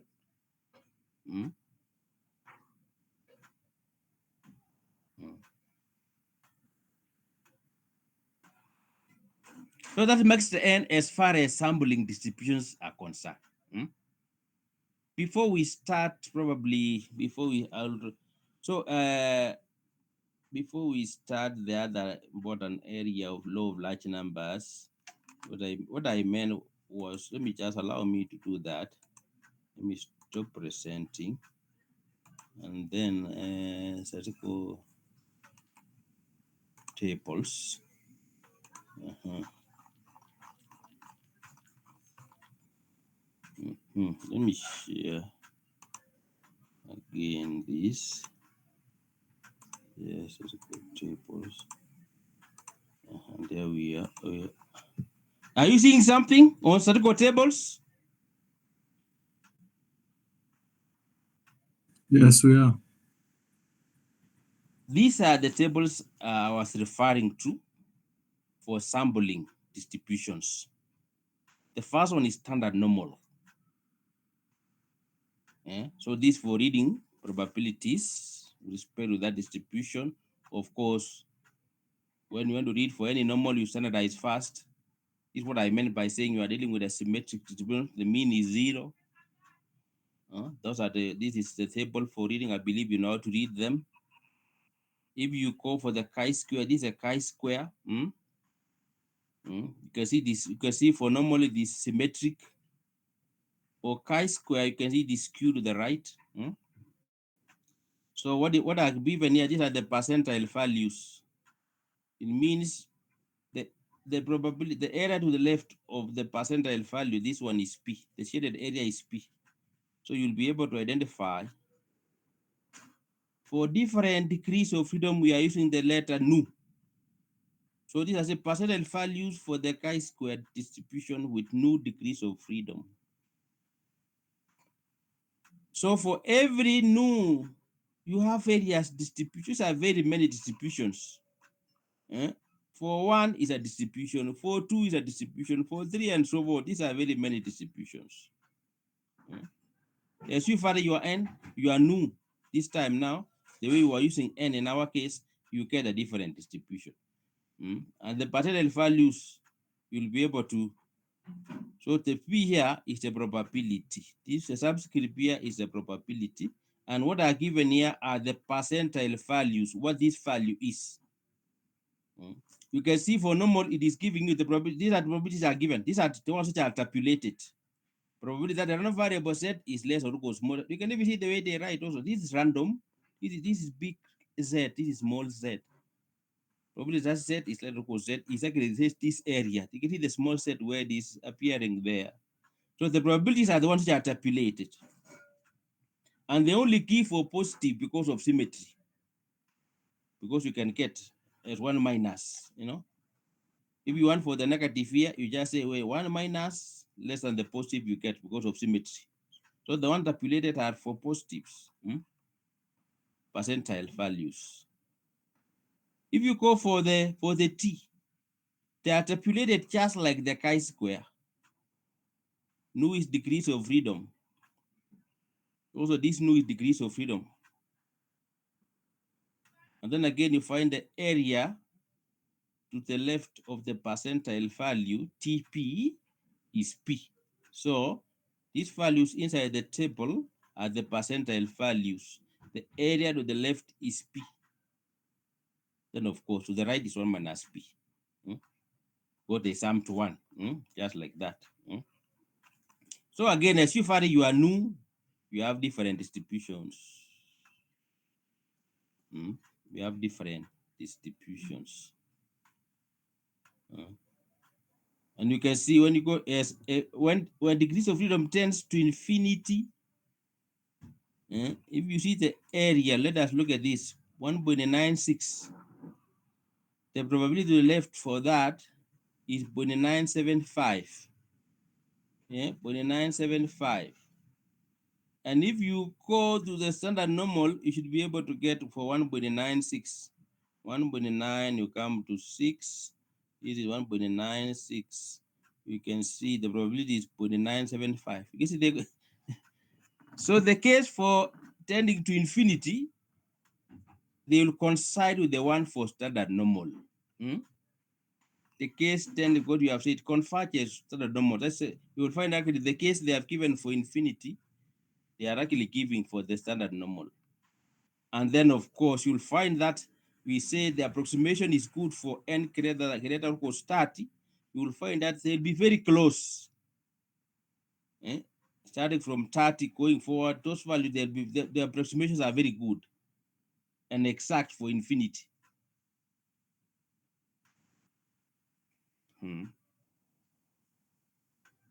If you go for F distribution, you can actually see also this one is skewed to the right. So the values are the percentile values are the ones indicated again. In case for F, the area to the left is 0.95 with the shaded, are the ones that are tabulated here. So what you need, there are two. There is new one and new two. The way you are saying N1 and N2. So this for the numerator is if they are indicating degrees of freedom in numerator, degrees of freedom in denominator. Then you have, so that ordering is important. That's why they are even capturing here. There's already that ordering is you cannot just reverse them. And these ones they are saying at 0.05 level. So you can actually, so they have indicated the percentage values where exactly you have here 0.95. The area to the left of these values for all of them is 0.95. And then this one, so when you relate to hypothesis testing, we call this 5% level. You use this for 5% level. You use this for 1% level. That means the area to the left is 0.99. Same story. So this one is for 1% level. This for 5% level. These tables, in fact, you can also download an app on statistical distributions. If you go to Play Store or App Store, you download an app and put in your phone called Statistical Distributions. It will have tables for different distributions in addition to this. Even others are discrete. Poisson, binomial, all those they are there. You can download it and have it in your phone for use very easily. You can use it very easily.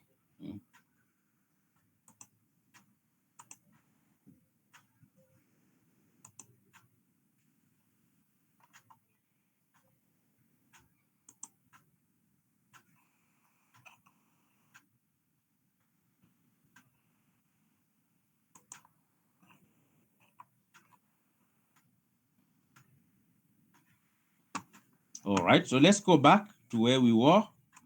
Allow me to load.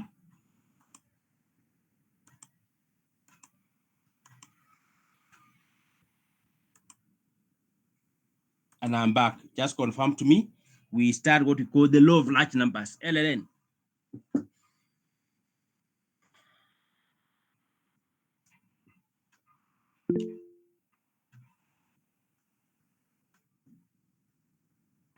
Visible at your end? The law of large numbers? It is. Thank you very much. So it's again about sampling. We are taking a random sample. So basically, so when you say let x1, x2 up to xn be independent and identically distributed random variables. So basically, it's a random sample. Having mean mu and finite variance. All right. So what is indicated here as a condition that that variance must be finite. Then of course mu must be finite. So both mu and variance are finite because it's even.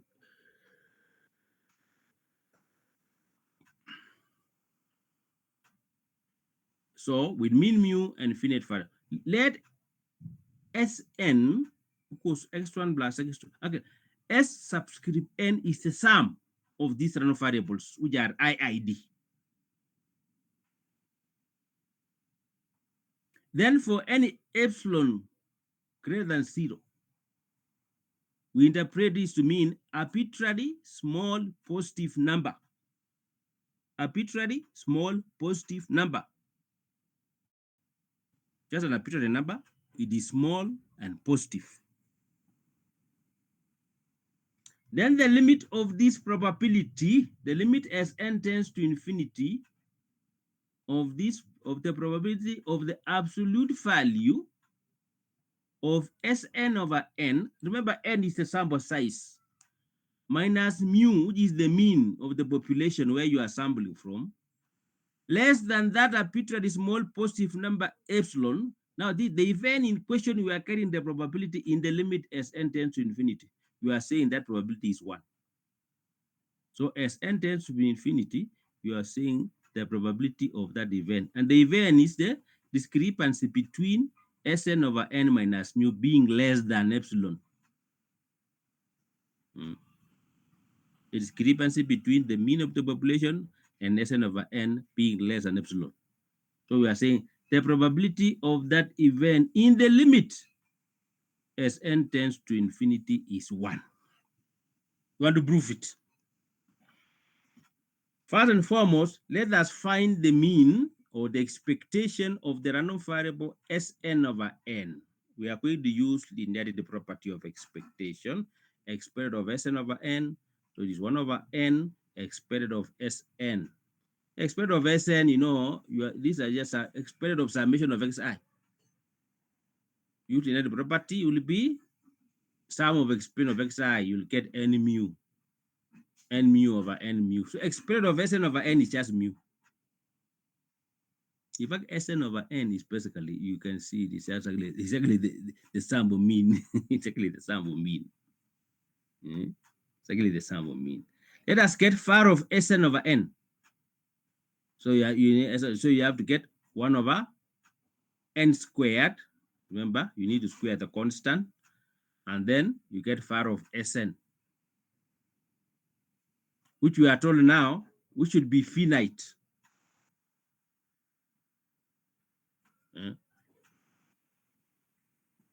Because the variance is finite, var of x is finite, this variance is also finite.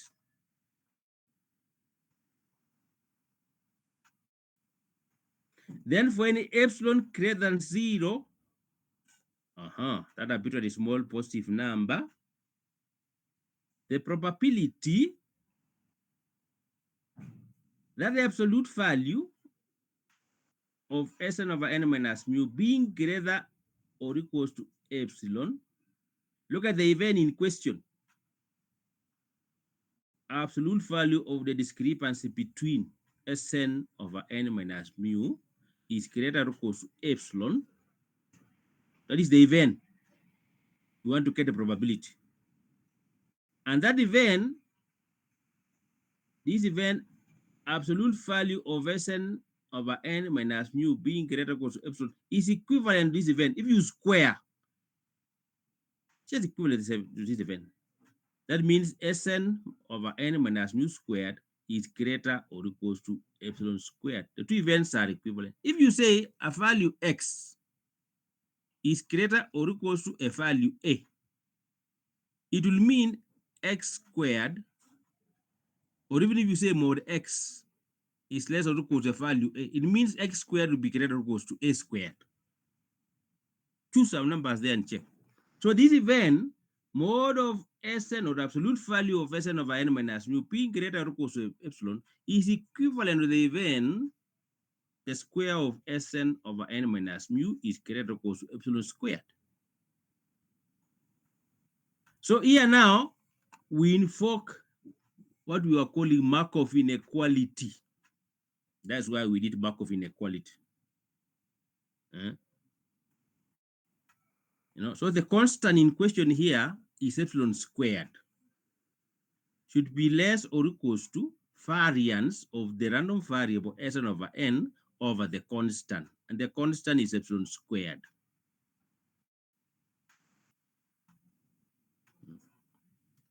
Now, var of Sn over n, we have it here, is var of Sn over n squared. Now substitute that. So you'll have far of Sn, which is over n squared divided by epsilon squared. So it is actually far of Sn divided by n epsilon all squared. So we are saying the probability of this event on the left-hand side would be less, or this Markov inequality can refer to less or equals to far of Sn over n epsilon all squared. But this is finite.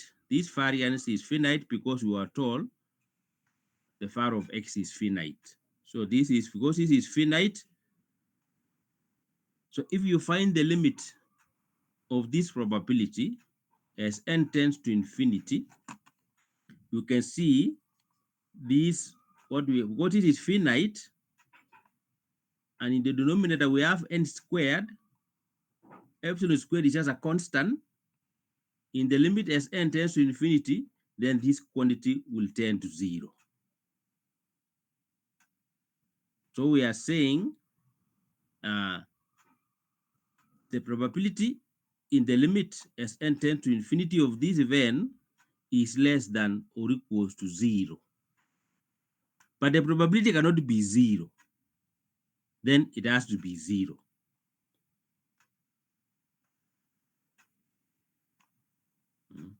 That is, now using complementation, now using the complement. Complement is 1 minus. So when you say 1 minus for the left-hand side, so instead of saying greater equals epsilon, we say less than epsilon. Then on the right hand side will be 1 minus 0 will be 1. The two statements are equivalent using complementation.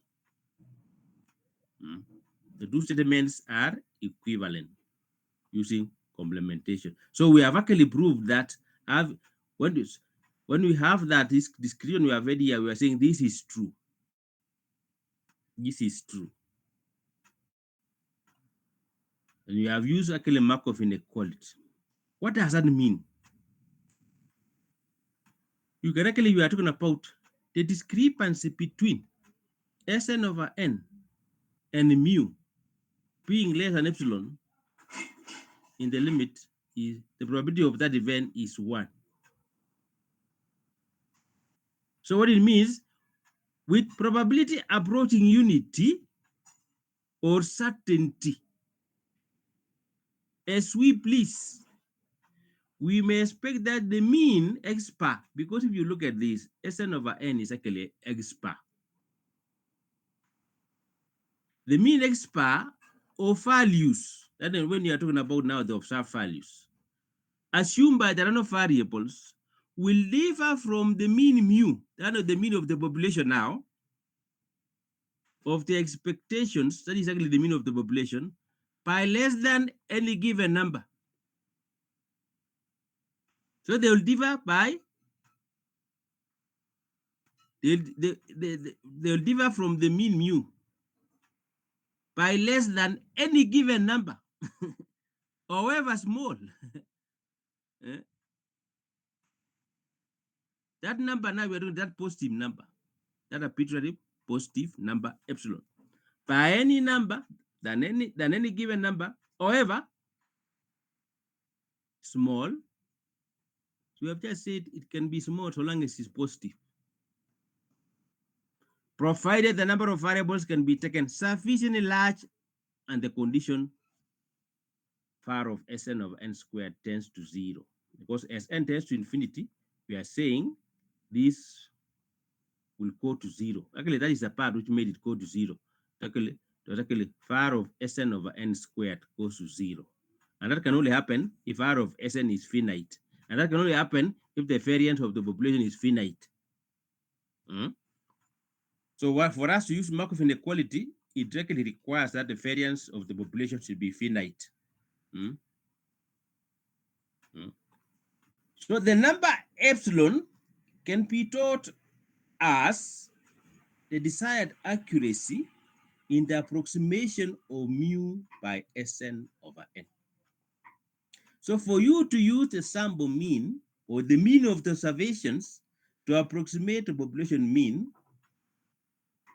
it actually means your epsilon is actually can be taken as your desired accuracy. No matter how small epsilon may be chosen, the probability that Sn over n approximates you to within this accuracy. In other words, we are saying the probability of this event converges to 1 as the number of observations gets large. As the number of observations gets large, that is why we are talking about law of large numbers.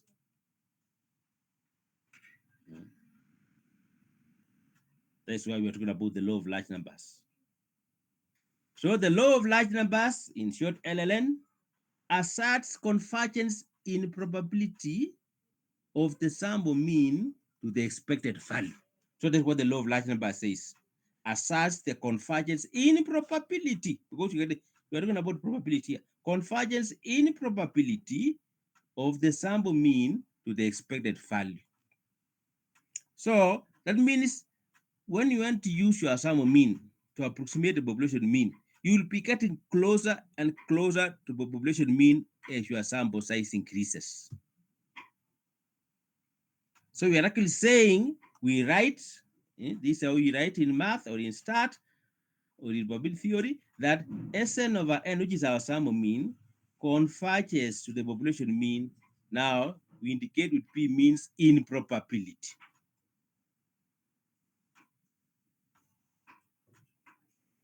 This law of large numbers is called the weak law of large numbers.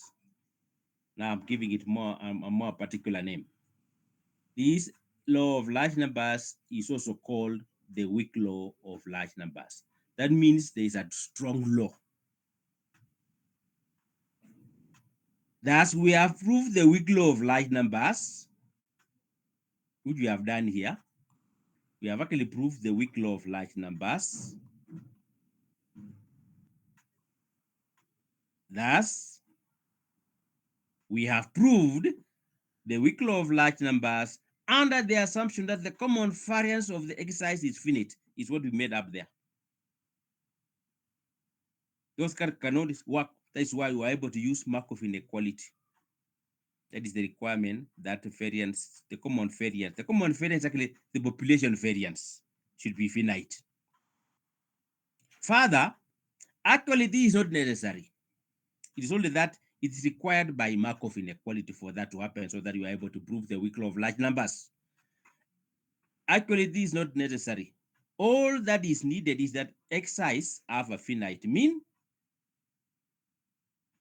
as stated below. So we can actually restate the weak law of large numbers without putting the condition that the population mean is finite.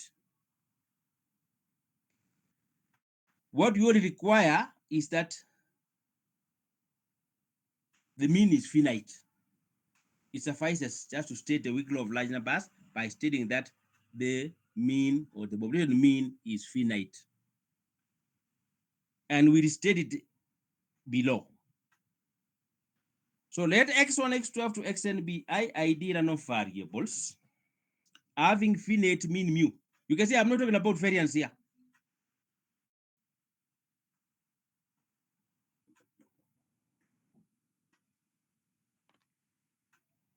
And let Sn equals to x1 plus x2 up to xn as before. So the only thing we have removed is that condition of finite variance. Then for any epsilon greater than 0, same statement, what we stated here, same statement right here. So we have already removed this condition here. And we have said it suffices that it's only the mean mu is finite.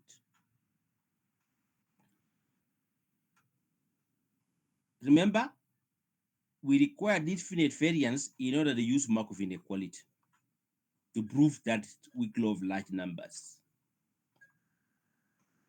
But when we restate without putting that requirement of finite variance, we are actually saying we are going to have again the same result. Meaning, actually finite variance is not necessary. What suffices is that we only require finite mean. What it means here is that whenever the xi are finite mean, the wiggle law of large numbers also holds. Meaning having finite variance is not necessary. The same proof can be done,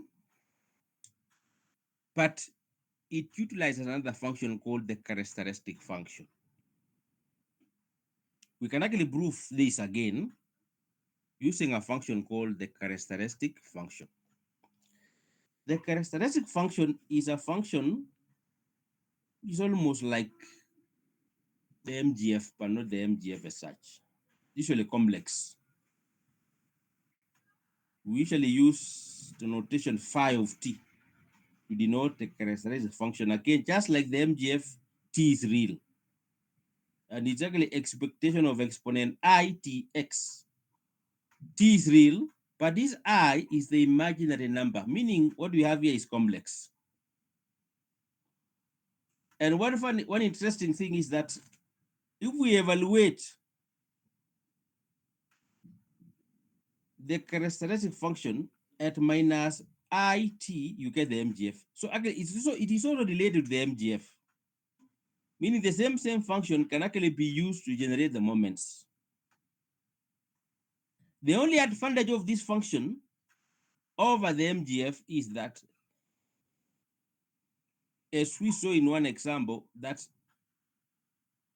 there are distributions whose MGF does not exist in the neighborhood of T0. That means you cannot use it to generate moments. But the goodness of the characteristic function is that it always exists. It exists for all distributions. So just like the MGF, it uniquely determines a probability distribution.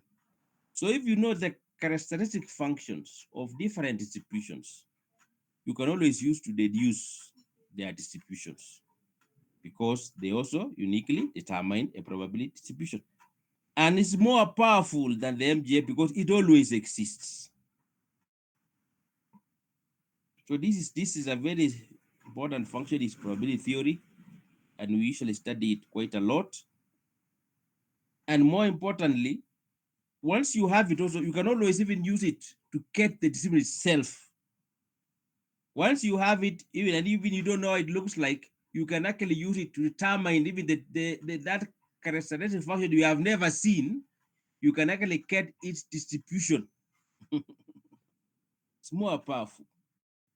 So I've just given here as a remark what it is by the definition given here. I've given, just like the MGF, I've given for discrete x, and also I've given for continuous x. And you find that for discrete x, it's actually what you call a Fourier series, if you have come across Fourier series. And also if you go to, for continuous x, it's called a Fourier transform or a Fourier integral, if you have heard of Fourier transforms or Fourier integrals. So they are of that type. So you can see these things actually, they relate to the pure maths. So what makes this function very more powerful than even the MGF? It has what we call inversion formulas. Whilst you can see characteristic functions, they are defined in terms of the probability distributions. But unlike MGF, it has what we call inversion formulas, meaning you can actually get your distribution functions once you have the characteristic function. That's what I'm saying. If you have a characteristic function, even if you have never seen it before, you can actually say what is the distribution corresponding, and we can find it. You can find it for discrete x using that integral, and also we can find it for continuous x using that integral. Where they differ, for discrete x, we integrate between minus pi to pi, but for continuous x, we integrate between minus infinity to infinity. So it's a very important function which we use to prove this same result when we don't put that requirement of finite variance, if we only put the requirement of finite mean. So we leave that at that because we have not, characteristic function is not part of our syllabus. but I've just put it here as a remark for your information. So it's just indicated when we talk about weak law of large numbers, and somebody might ask, then there must be a strong law. This is the strong law of large numbers. So the way we are calling WLLN for the weak law of large numbers, we call this SLLN for the strong law of large numbers. And the way it is also described now, let x1, x2 be IID random variable, that means a random variable with expected of mode of x being finite. Expected of mode of x being finite, and let Sn is the same story. In fact, in probability theory, when expected of mode of x is finite, it also means the mean of the distribution is finite. This is how we write in probability theory. For those who do say mathematical statistics, this is what we deal with. There's a lot of theory behind this. So again, we are dealing with the same essence. So we are saying what a strong law says, the probability of of the limit as n tends to infinity of Sn over n is equals to mu. The probability of this event is 1. Mu is the mean of x. So when you say expected or mode of x is finite, it also means this mu is finite. So this statement we have written here is stronger the one when we are using epsilon. So what actually means, unlike for the weak law, you are saying Sn over n converges to mu in probability. What this actually means, this is not a sure event. This is a sure event. It actually says Sn over n converges to mu almost surely. We are actually saying with certainty. So what actually means Sn over n converges to mu. So when you write, instead of writing now, when you are writing P, this was the way you were writing in probability, because this was a notation. This is the weak one. But now this is a strong one. We are saying this, the probability of this event is 1. And the event is the limit of Sn over n as n tends to infinity is mu. Meaning Sn over n actually converges to mu with certainty. We say in probability theory, almost surely. Or the convergence is almost sure. You remember when you are talking about sure event or certain event. This was just to mention that there exists what we call the strong law of large numbers. And why we call it strong, it is actually stronger than the weak law. Now, this one I will not even mention anything much. The proof is beyond the scope of the unit. In fact, you cannot even prove it in undergrad. It's a lot. It requires a lot to prove this.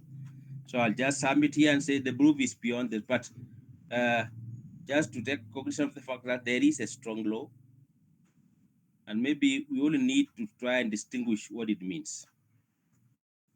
Another way of writing this, these are equivalent.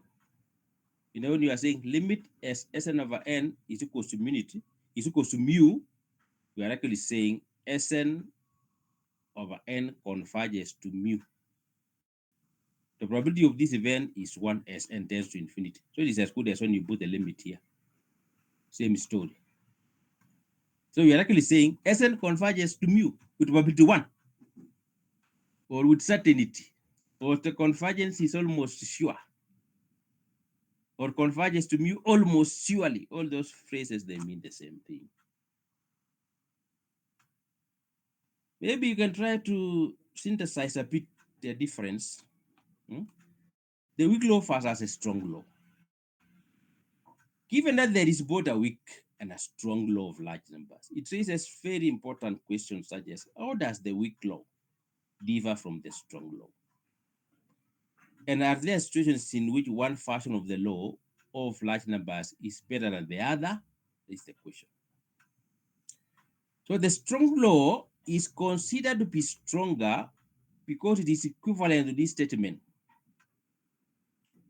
we are actually saying the limit of the discrepancy between Sn over n and mu is 0 with probability 1.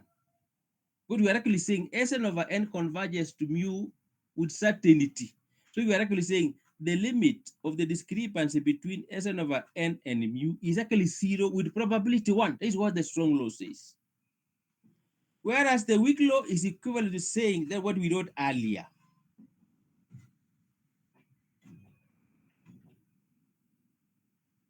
The probability that discrepancy between Sn over n and mu being less than epsilon, where epsilon is positive, converges to 1 as n tends to infinity for epsilon greater than 0. So clearly the convergence of the strong law is more powerful as such. So if a random variable abides by the strong law of large numbers, then the weak law holds as well. So the strong law will imply the weak law. If the strong law holds, the weak law will hold. That is, the strong law implies the weak law. However, the converse is not true. So the weak law does not imply the strong law. We can try to look at that. I'll try to explain that mathematically in some way to see whether I can ease this in this remark. If I have to discuss both in terms of epsilon, the strong law implies that with probability 1, for any epsilon greater than 0, the discrepancy between Sn over n and mu, discrepancy means Sn minus over n minus mu. This is a discrepancy, the difference, the absolute value, being less than epsilon, only a finite number of times. Then it will be less than for a finite number of times, and then after some time, after that finite number, the difference will be 0. Then it will have converged to mu. Whereas the weak law implies the same event will happen not for a finite number of times, but infinitely many times with probability 1. You know? So this event happens infinitely many times with probability 1. But this is happening for a finite number of times. That means after that finite number, Sn over n will be equals to mu. Trying to see whether I can capture so that you can capture the difference between the weak law and the strong law. Excuse me. All right. We want to go to another very important aspect in probability theory called the CLT, which we call the central limit theorem. Let us go back to what we started with. Formally, we show that if we have a random sample from a normal distribution with mean mu and variance sigma squared, then the random variable x bar will have a normal distribution with mean mu and variance sigma squared over n. We did that. We proved that. That was the first one. When we started, after the normal, we studied the normal, and then we determined the distribution of sum of mean using the moment generating function technique. Meaning, I can actually standardize the sum of mean. You can subtract its mean and you divide by its standard deviation, which is sigma of square root of root n. It will become standard normal. Remember, n is the sample size. So you can see if we are sampling from normal, and then we are actually saying standardized sum of mean will have a standard normal distribution. So if we are sampling from normal, standardized sum of mean will have a standard normal distribution.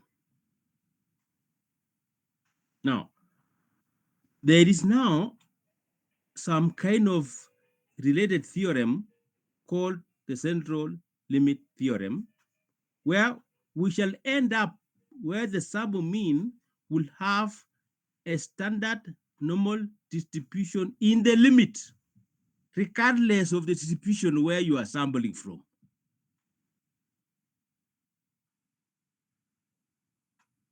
Mm. The sample mean, the standardized sample mean will have a standard normal distribution, regardless of the distribution where you are sampling from. It does not depend on the distribution where you are sampling from. Mhm. That is called the CLT, central limit theorem, which is here. Central limit theorem, very also important in probability theory. And you can see it doesn't matter where we are sampling from. We shall demonstrate that the standardized sample mean will have a standard normal distribution. Mm. And actually, one can try doing this, if you have a statistical package where you can even draw some random numbers of some size.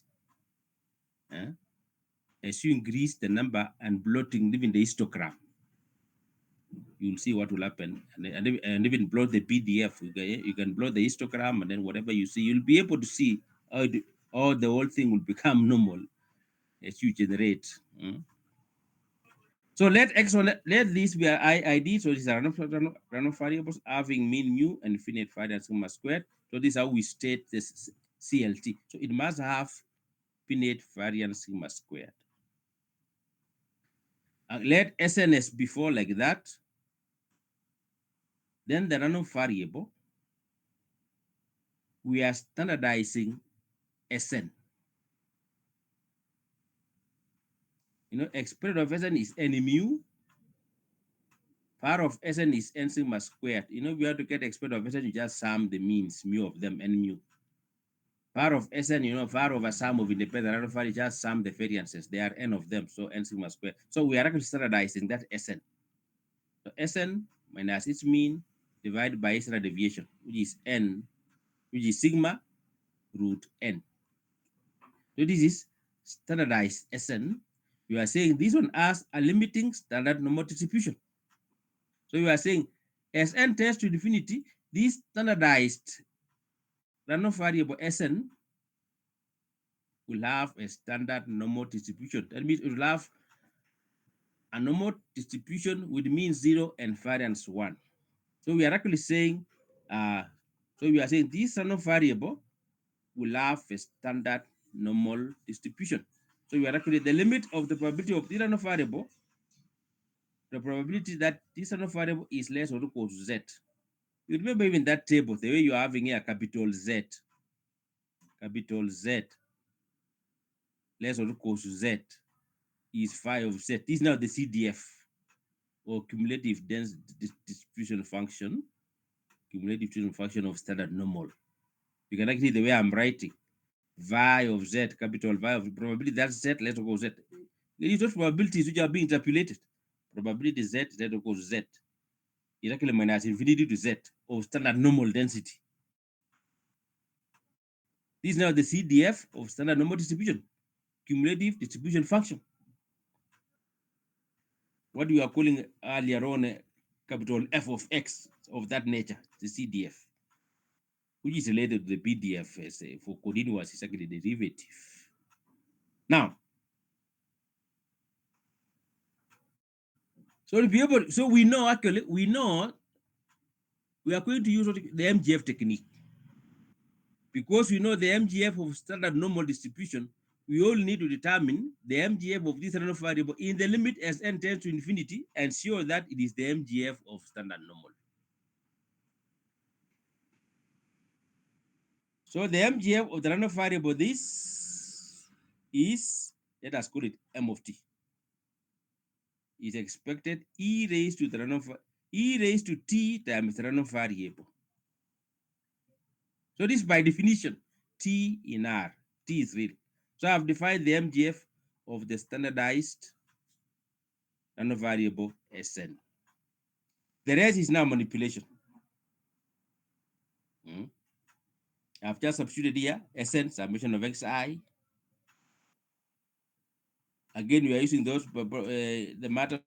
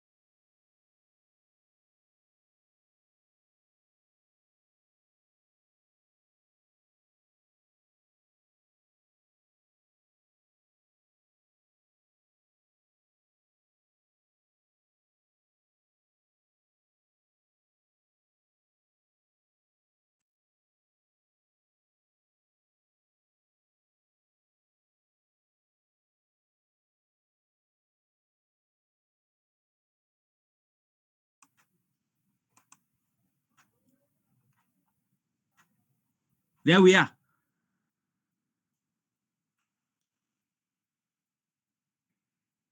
Yes, you're back. Yeah, I like that you are following me very closely. When I'm lost, I don't talk to myself. Hmm? So the idea was, I'll just go back a little bit to be able to prove this. I've said we standardize the random variable set n using its mean and of course standard deviation. What it says as a limiting standard normal distribution, in the limit as n tends to infinity, this random variable will have a standard normal distribution, is what it means. So I've explained what that means. I've been trying to relate to the tables we saw earlier, what those probabilities are, which are tabulated there. But the proof is actually to determine the MGF of this random variable and show that in the limit as n tends to infinity, it will be the MGF of standard normal. Then you will have proved that. So by definition, we are having the MGF of the random variable. You can see expected exponent. Exponent is E raised to. You know, when you are dealing with a large power, you don't write, if you write E, how will you write the power now, that long expression, and you have just written E. We change to exponent. When the power is long, we write exponent to mean E raised to. Like you have E raised to X is as good as saying exponent X. But we usually write E raised to X because X is just a one. But when we have a long power, we write exponent. So you can see we are following the same procedure the way you are doing even when you are dealing for example mean. Here I've just substituted Sn here. And then we are coming from summation, we have to get the product because they have the same base, E. So expression of product, product of expectations. So independence again. Now, whatever you have inside, you know, E is looking for a random variable. Remember? E as an operator is looking for a random variable. And so anything which does not have an xi, let it get outside. That's why I'm factoring out this part. If you look at here, the moment you see xi, it has to do with the MGF of xi, and in particular x, because they are IID, they are identically distributed. They are independent and identically distributed. So we are invoking here independence. We are invoking here that they have the same distribution. So that's why I'm saying in the MGF of x. But the argument is not t. It is t over sigma root n. That's why I see evaluated. It is like this is the MGF of x. This is the MGF of xi. which is actually x for that matter, because xi's are identically distributed. So this is the MGF of x evaluated at t divided by sigma root n. Meaning, if I know MGF of x, I can actually write this. I just need to go to the MGF of x, and then I evaluate it at this value. Where there is t, I replace with this value.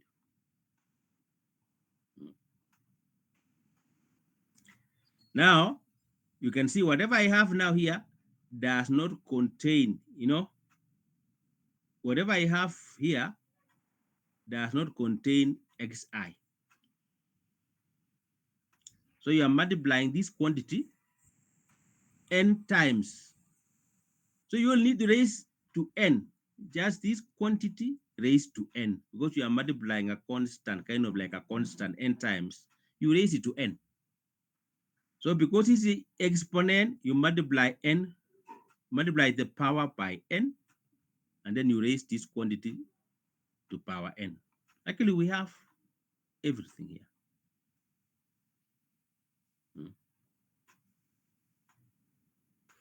Now, if we come and expand this, what you are having here, okay, what you are having here, this was in terms of xi. Now we have come and written it in terms of x. This one now is in terms of x raised to n. And then instead, we want to expand this. You see, ex, what we call ex, the exponential function, can be written in its Maclaurin series. Like if you have e raised to x is 1 plus x squared over 2 factorial plus x cubed over 3 factorial and so forth plus x raised to 4. This is actually yes, it's Maclaurin series. Maclaurin series is Taylor series about the origin, calculus stuff. So we're just saying, if we write now this exponent, this value as a Maclaurin series, you can see that's what I'm having here, 1, and then plus this, and then plus this one squared over 2 factorial, which is 2. Then I'll go on. Plus the same cubed over 3 factorial, and so forth. Plus the same raised to 4 over 4 factorial. But see, I've stopped here at the square, and then I say plus terms of order 1 over n. These terms of order 1 over n means their terms of this form, 1 over nk, where k is greater than 1. These are treated as terms of order 1 over n, when k is greater than 1. So 1 over n squared is what we call a term of order 1 over n.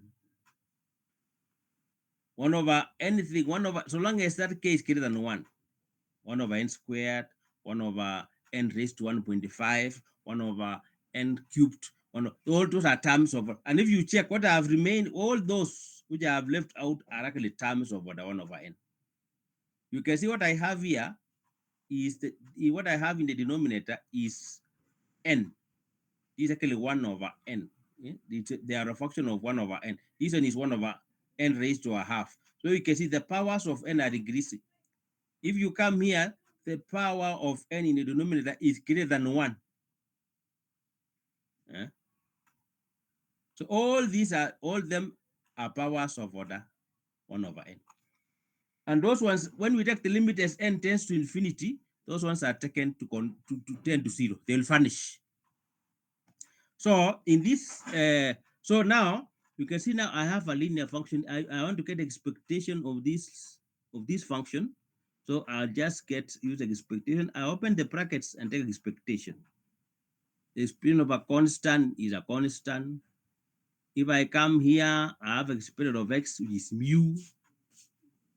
If I come here, expression of x squared is the second moment you are calling mu2 prime.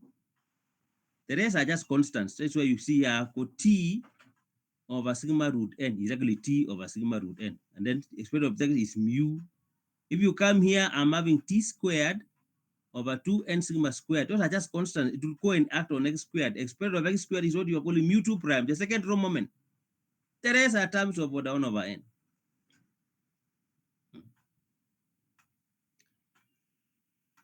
Now, similarly,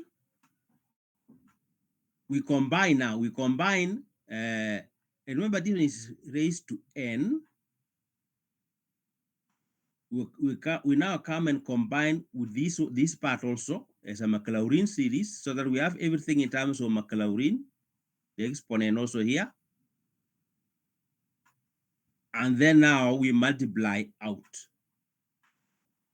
So I don't want to, I can see you have, I believe you have gotten that what we are doing here is just to simplify what we have here. Anything, the moment you just come across anything which has got of this nature, clump them, put them together under terms of order 1 over n. Don't retain. So we shall go on and on in such a, this is a simplification. We shall reach here. You'll see I'll be putting some terms, factorizing now some terms which are common.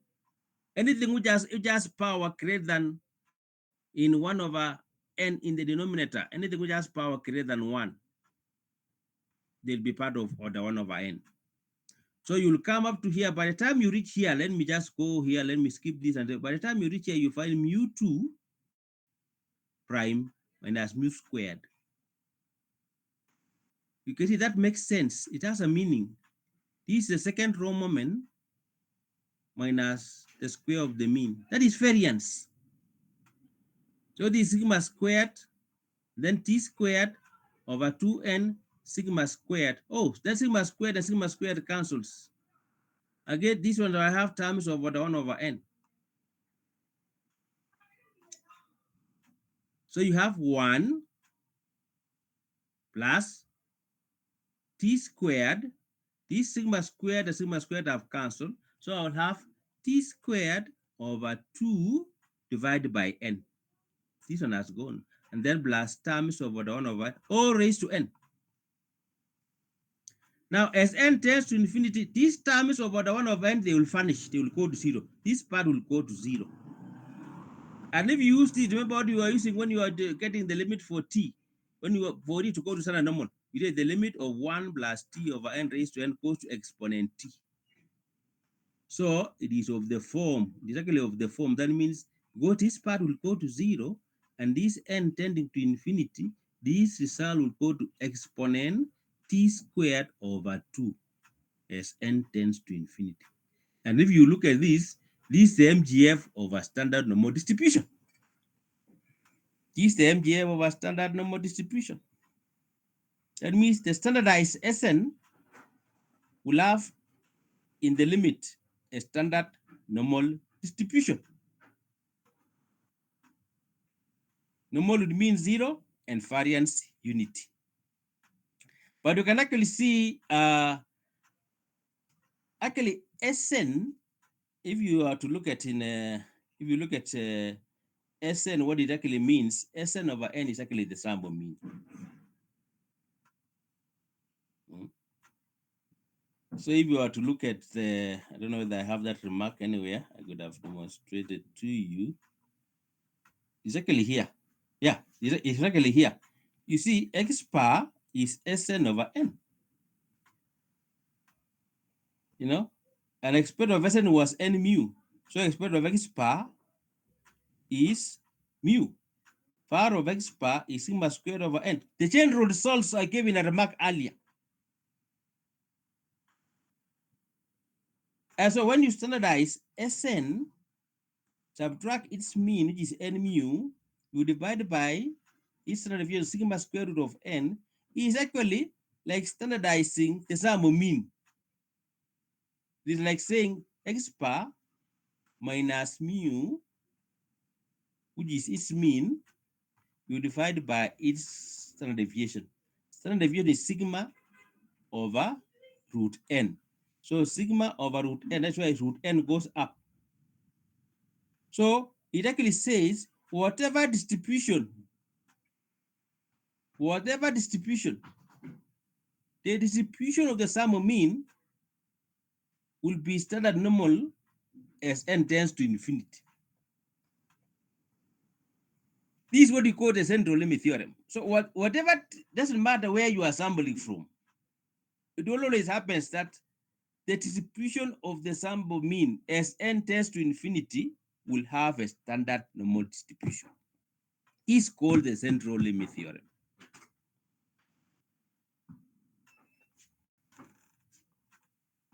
Now let me go back to these other remarks here. We have seen that exponent of Sn over n is mu, var of Sn over n is sigma squared over n. We have seen that. So if we are to say for epsilon greater than 0, then by Chebyshev inequality, the probability, we have seen this, greater or would be var of Sn over n. This is actually what we showed. This is actually sigma squared over n epsilon squared. Suppose I say this epsilon, suppose I take it to be the standard deviation of Sn over n.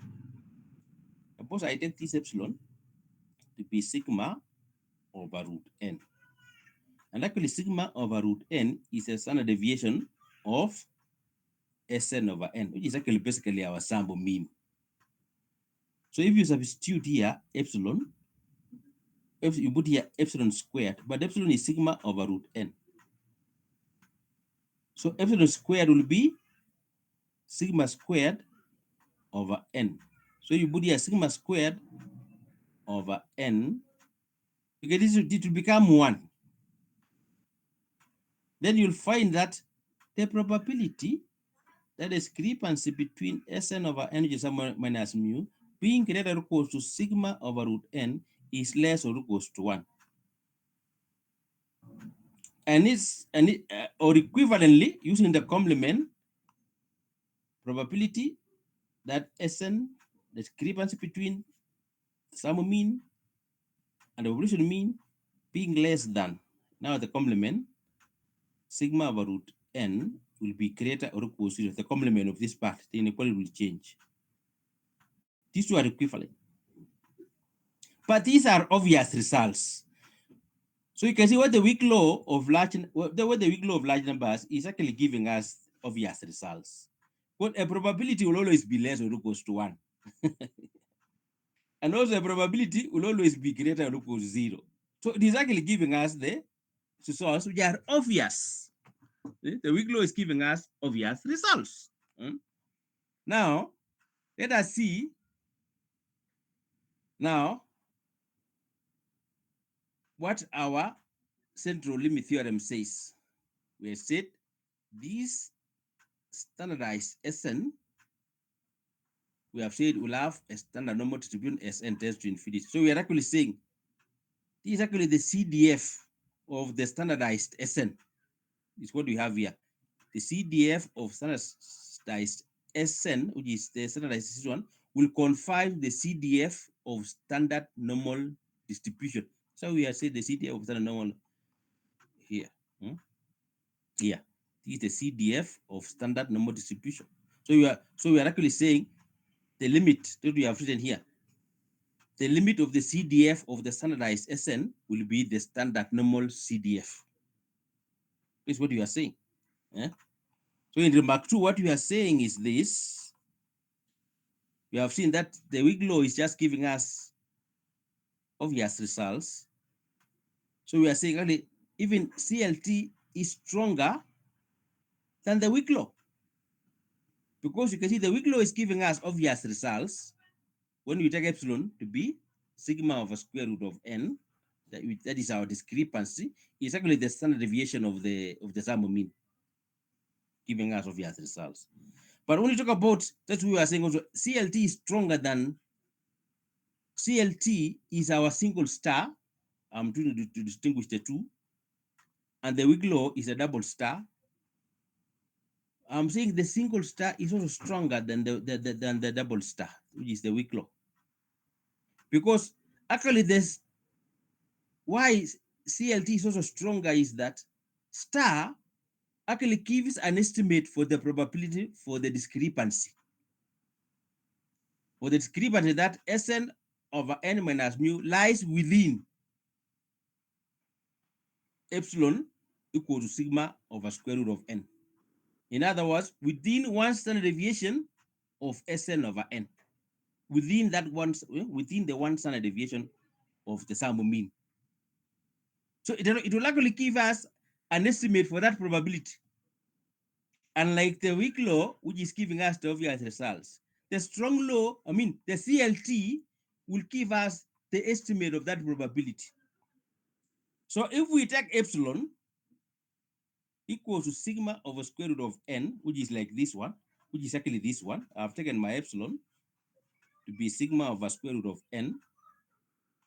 This event is equal to this event, because we are now saying mod of Sn over n minus mu is less or equal. We are actually saying Sn over n minus mu lies between minus sigma over root n and sigma over root n. That's what we mean by saying mod. The mod of x is less than a. We are actually saying x itself lies between minus a and a. That's what it means mathematically. So for me to get a standard, you can see here I'm saying Sn over n minus mu. If you divide both sides by sigma over root n, if you divide all throughout the event, if you divide throughout by sigma over root n, I'll get 1 here, and I'll get minus 1 here. And then you divide also here by sigma over root n. You will get this result here. Try and follow that. You will get actually this result here. But this is what we had said. For large n, will it be a standard numerical variable? This is what we had said here. We had said for large n, this will be have a standard normal distribution. So this is a standard numerical variable for large n. So this will be have a standard numerical variable. So I can actually get an approximation of this probability using the standard normal distribution for large n. So I will only use the CDF of standard normal and say now this probability is approximately, now I'm using standard normal CDF for large n. Okay, now see I'm talking about this was equals to, but now approximately. So we now say for large n, I can now get the probability of this event for large n as an approximation. So I'm just now getting this probability using a standard normal distribution. So because we are phi is the CDF, I will just say, you remember when you are saying f of b minus f of a, when f is a CDF, same story. So phi of 1 minus phi of minus 1. Once you have the CDF, you don't have to, you can get the probabilities. Once you have the CDF, you just use it. We saw it in some theory behind sometime.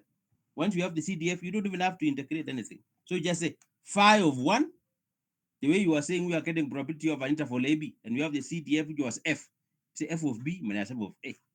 Now we have the CDF of standard normal. It will be phi of 1 minus phi of minus 1. And because of symmetry, phi of minus 1 is 1 minus phi of 1. We are saying the area to the left of minus 1 is the same, you will get this, is actually equal to the area of 1 minus phi of 1. So if you are to get the area to the left minus infinity to minus 1 is the same area from 1 to infinity. And from 1 to infinity is actually like saying 1 minus infinity to 1. And minus infinity to 1 is phi of 1. So it's 1 minus phi of 1. That's what I was saying. Even in that table of standard normal, you see, they have not calculated values for negative percentile values. They have only interpolated for positive because of symmetry. Even for T, same story. This is how we read for symmetrical distributions. Now, so if you simplify this, you get 2 phi of 1 minus 1. Phi of 1, if you go to the table, phi of 1 for standard normal, you'll get is 0.8 for 1. So if you substitute that, you get 0.682. So it has actually given us an approximation for the probability. What CLT is actually giving us an approximation for that probability.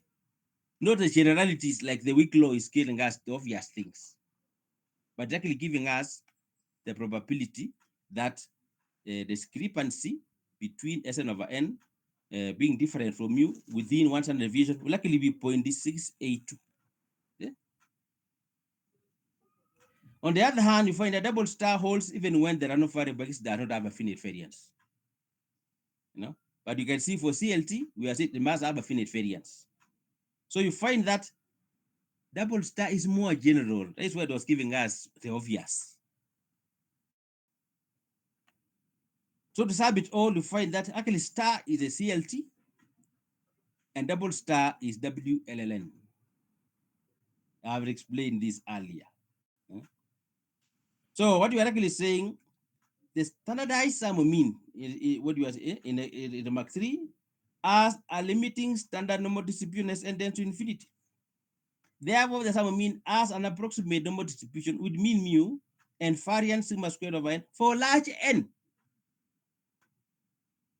That in applications, we use the approximate normal PDF as though it were the exact PDF of X bar.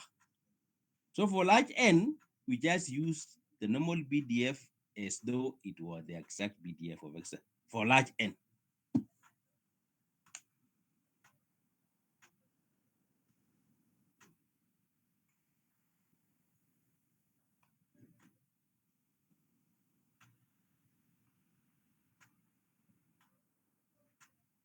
So here, I just maybe it's not much now. These just as examples to illustrate the importance of CLT. You can actually see we are taking a random sample, say from a uniform over the interval. This is a density, that is the mean, that is the variance, and then you have the MGF for that distribution. The corresponding MGF is that.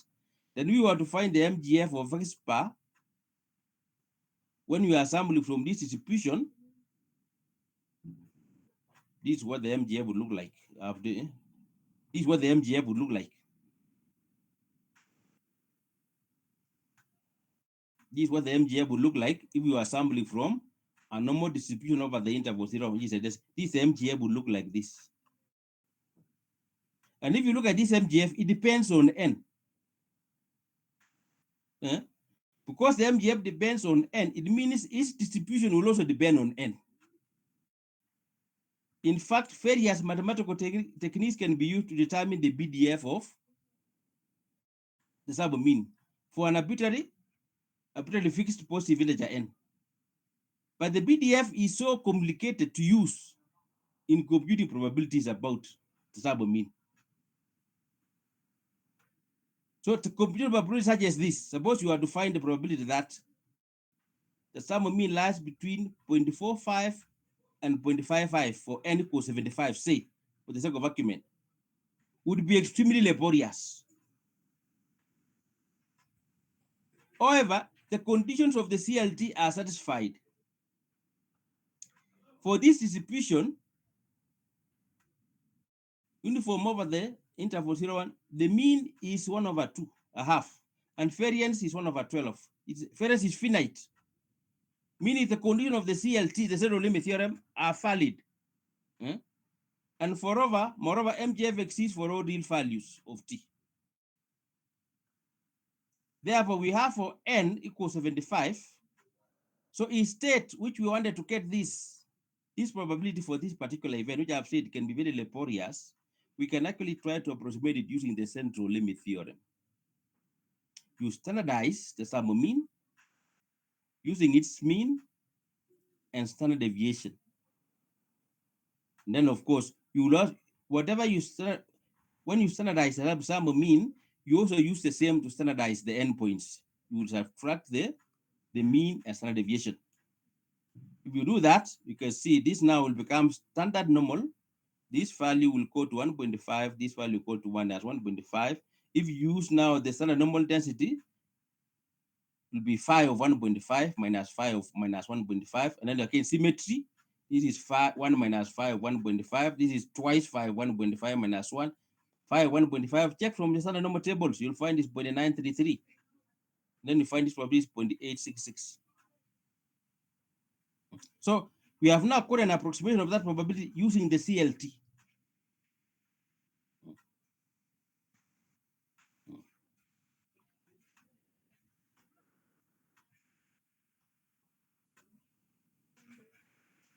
Okay.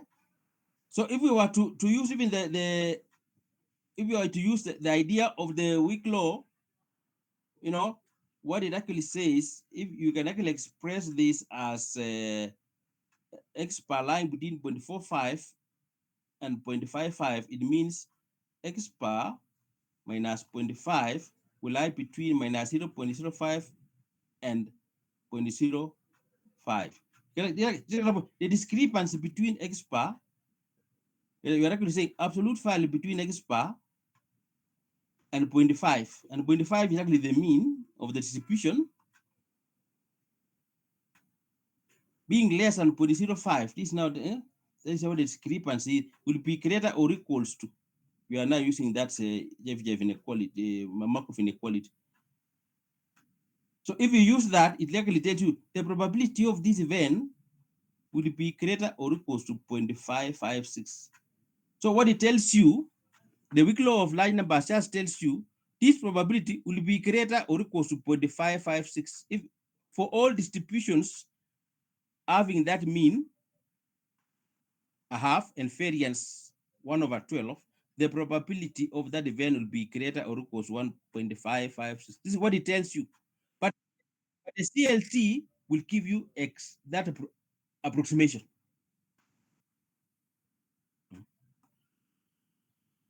So the CLD strongly suggests that for large N, we should make this approximation or equivalently the same story. You can actually see probably that Sn is less or equals to S. If you standardize, you have to use its mean and standard deviation. It will become standard normal. So you will only say approximation will be phi of this value because now this is a normal. So if you want to approximate this probability, if you want to get this probability, we can also approximate this probability when we are working out with respect to Sn itself. You need to standardize Sn using its mean and standard deviation. Now this will become standard normal as n tends to infinity. And that is why I'm saying is approximately phi of this value. Now this is a CDF of standard normal. This is what we refer to as normal approximation formula when you want to get these kind of probabilities.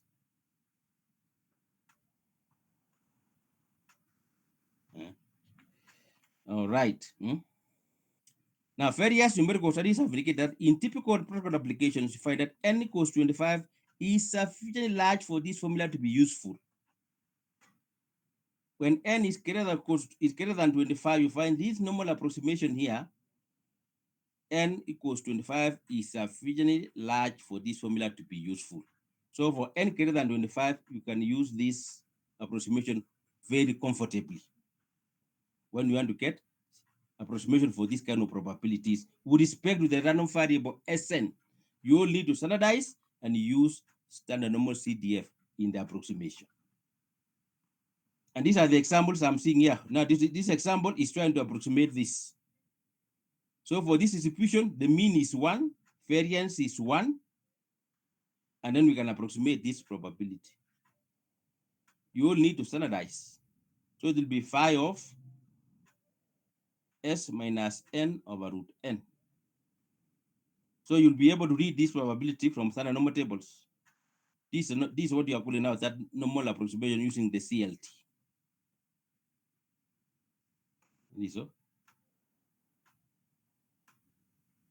So it's actually a direct application of this. You want to get this probability, you only need to standardize, subtract its mean, n mu over sigma root n. In our case, mu is 1. Sigma squared is 1.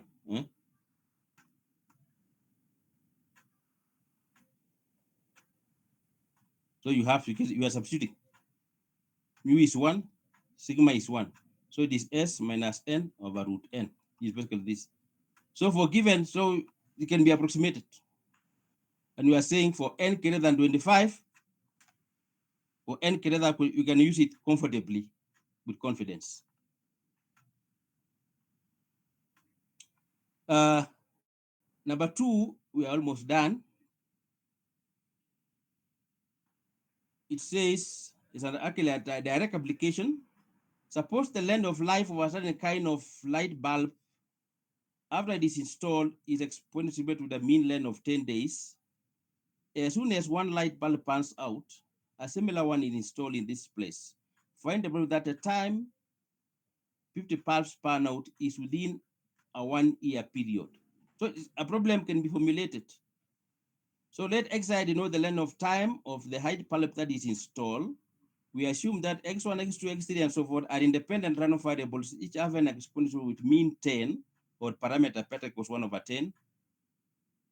So that is the density of it. That is the density we are talking about. So that mu is a square of x is 10, and sigma squared is 1 over beta squared is 100. And then we have actually defined Sn is the time when the n pulp pans out. You can see the direct application. Actually, Sn is the time when the n pulp turns out. You install one, when it passes, install another one. And it passes, install another one. So actually, when you sum those times, Sn is the time when the n pulp pans out. So actually, what you require is this. It says, find the proof that the time 50 pulps pan out is within 1 year period. Because actually the mean was in, what was the mean was in days. So a year is 365 days. So we are actually saying S50 should be less than 365. S50 is less than 365. So you will actually get that will be phi of, so you get exponent of Sn is 500, phi of Sn is 5,000. So you standardize using those values, will be phi of 365 minus the mean 500 divided by standard deviation, you get phi of minus 1.91. So to read from the tables, you read 1 minus phi of 1.91 because it is negative. Using symmetry, you will get 1 minus phi of 1.91. Check in the tables. This is actually the probability being required. This is the probability that by the time the 50th bulb pans out will be within 1 year. Is that probability? A similar example is of this nature. A certain basketball player knows that on average, he will make 60% of his free throw attempts. That means he will score. What is probably that in 25 attempts, he will be successful more than one half of the time. That means he will score in more than one half. One half of 25, more than one half means more than 13 times or more. That means he will score. What is probably that in 25 attempts, he will be successful more than one half of the time. That means he will be successful in more than 13 times. So we will interpret the problem as implying that the number Sn of successes in n attempts is binomially distributed with index n and parameter p 0.5. It is now probability of a success because you will make 60% of his free attempts. He will score. So the probability of scoring is 0.6. That is a parameter. So it's exactly like a Bernoulli experiment. You can either score or not score. You can score to probability 0.6 and you don't score to probability 0.4. But now you are throwing 25 times. Which would that in more than one half, that means in more than 13 times, you'll be able to score. So you can say in this distribution, you have your mu is the parameter P of the Bernoulli, or it is 0.6, and then sigma squared is P1 minus P. You're actually talking about Bernoulli distribution parameter P. So what you're talking about the number of successes, the number of times you'll score, will have a binomial distribution with index n and parameter P. So what we are looking actually for is actually this probability. Probability Sn is greater or equals to S. Then we use complementation, and then we come here. We are going to get this probability. Here we are using only what we call continuity correction because we are using a discrete distribution. We are using a normal to approximate a discrete distribution. So usually when you are approximating a discrete distribution using a continuous distribution, you use what you call continuity correction. What you do here, you try to make the interval wider. So when you are talking about less or equals to s minus 1, you make it wider by adding 0.5. So you standardize this, and then here you subtract its mean, and then you which is n mu, the mean of Sn, you divide by standard deviation, which is sigma root n, and then you are adding in the numerator 0.5 to expand that interval. We call it a correction, called the coordinate correction, because we are approximating a discrete distribution which is binomial using a continuous distribution which is the normal. Normal is continuous, so we must use coordinate correction. So that is very general. What we are next, more than 1/2 of the time is 13 attempts. So we are saying, so when you draw 25 times, you should be able to be successful in more than 1/2. So more than 1/2 should be greater than or equal to 30. So what you are actually looking at is probably that S of S25 is greater or equal to 30. So it is actually, so you are actually saying here N is 25, but S is 13. But this is very general.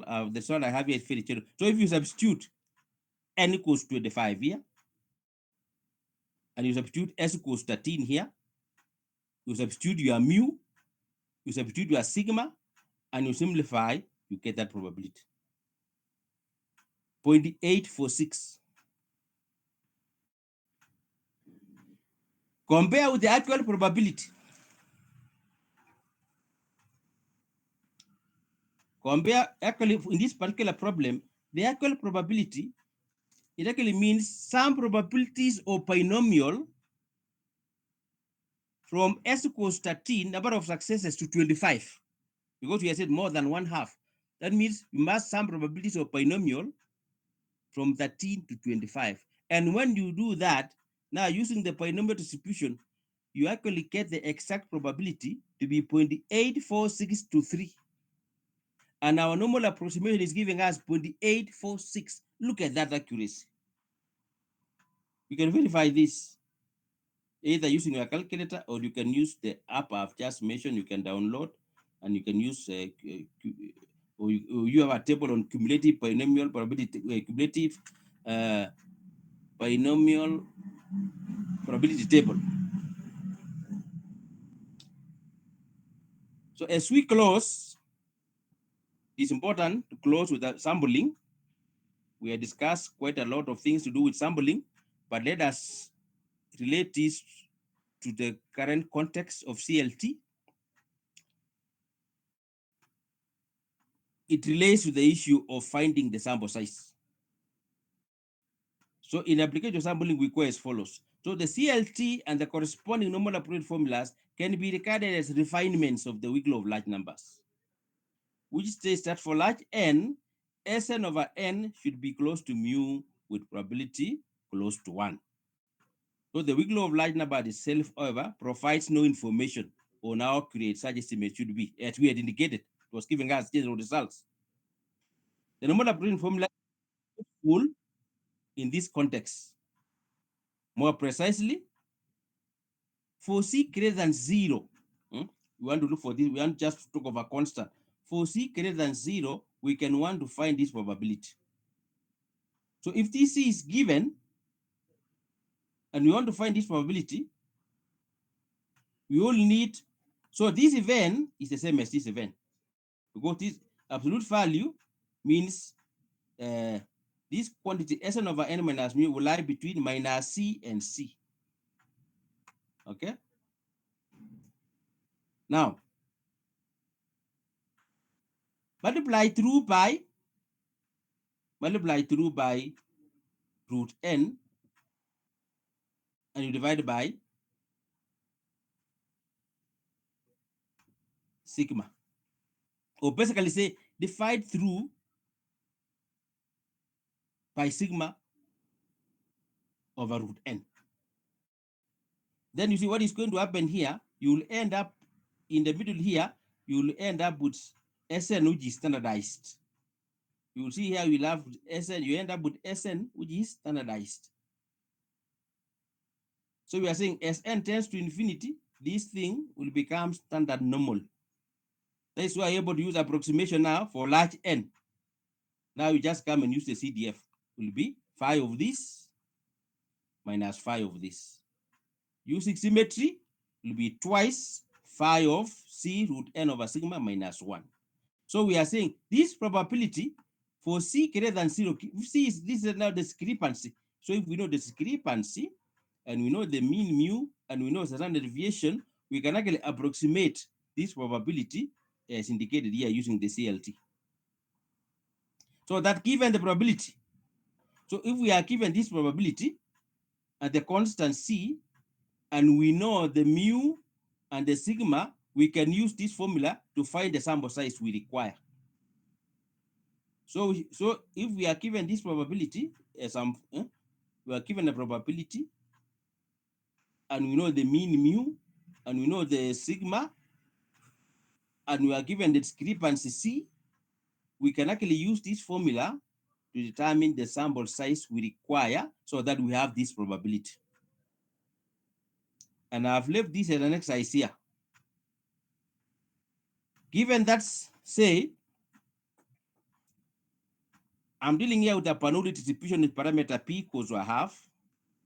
That means mu is a half and variance is a quarter, meaning sigma is a quarter. So mu is a half and sigma is a half. Okay. So in this exercise, your sigma is a half. And also your mean is a half. And I've given you C. In one, C is 0.043.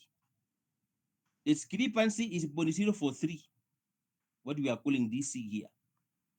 In two, I've reduced the discrepancy to be smaller. And this probability here is given.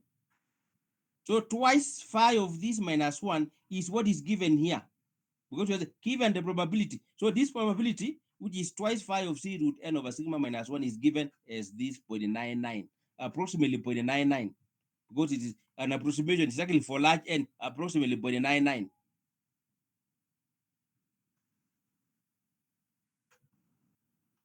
So in this problem, mu is 0.5, sigma is 0.5, in one c is 0.043, and then in two c is 0.025. Find n. So you only need to say twice phi of this minus 1 is 0.99. Substitute your c, substitute your sigma, and solve for n.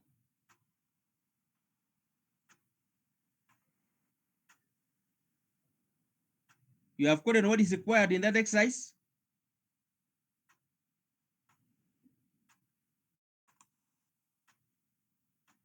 Hello? Specifically in this last exercise, have you gotten what you are supposed to do? Yes, Yeah. yes. Yes. It is straightforward. You can see that, so that given the probability, which is actually given, and that probability is actually this, twice phi of c root n over sigma. And we have said for that particular distribution, you can see here is where the mu is sitting. And I've said sigma is a half. So mu is a half, sigma is a half. And then my C is what is given here. You can see what you are saying, what you are seeing here. So I've given here the C. So what I've done in 2 is to reduce the discrepancy. What you are actually giving is exactly the error. The difference between the sum of mean and the mean. They say, so what you should be able to get, you see, when you are reducing the error, it will mean you require more observations.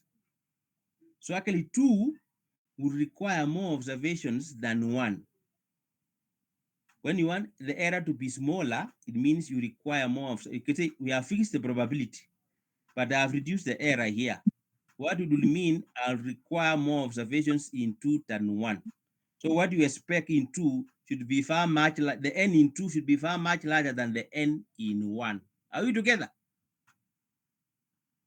Yes, yes. This Yeah. this this is this might come in the exam. I don't know to say so. I just wanted to be sure that you understand. Okay, okay. I just if it wanted to comes, ask. if it comes well and good, so like as you will have understood. It's not the whole idea is to understand, but the most important to me is for people to understand. If you have understood and it comes well and good. If it doesn't come and you've understood well and good. Are you together? Anyway, Yes, so yes, yes. that marks that's why I really wanted to finish this, because my target was we should be able to finish the probability. If you look at my note 6, it is on inference. So we should be able to start in our next class inference straight away. But I wish by the time we meet, you will have done this problem. That will be very good. Sawa sawa. Sawa. Yeah, that's why I was waiting when I saw the attendance was very small when you were starting. I had to wait even for close to 15 minutes because I wanted to have everybody on board. Because I say once we do these things, we shall not go back to them. And when I see some people missing, I really feel for them. So having taken more than went beyond, that was the idea, because my target was we should not continue with probably time is ripe now for us to go to inference. Thank you very much for your patience and good evening.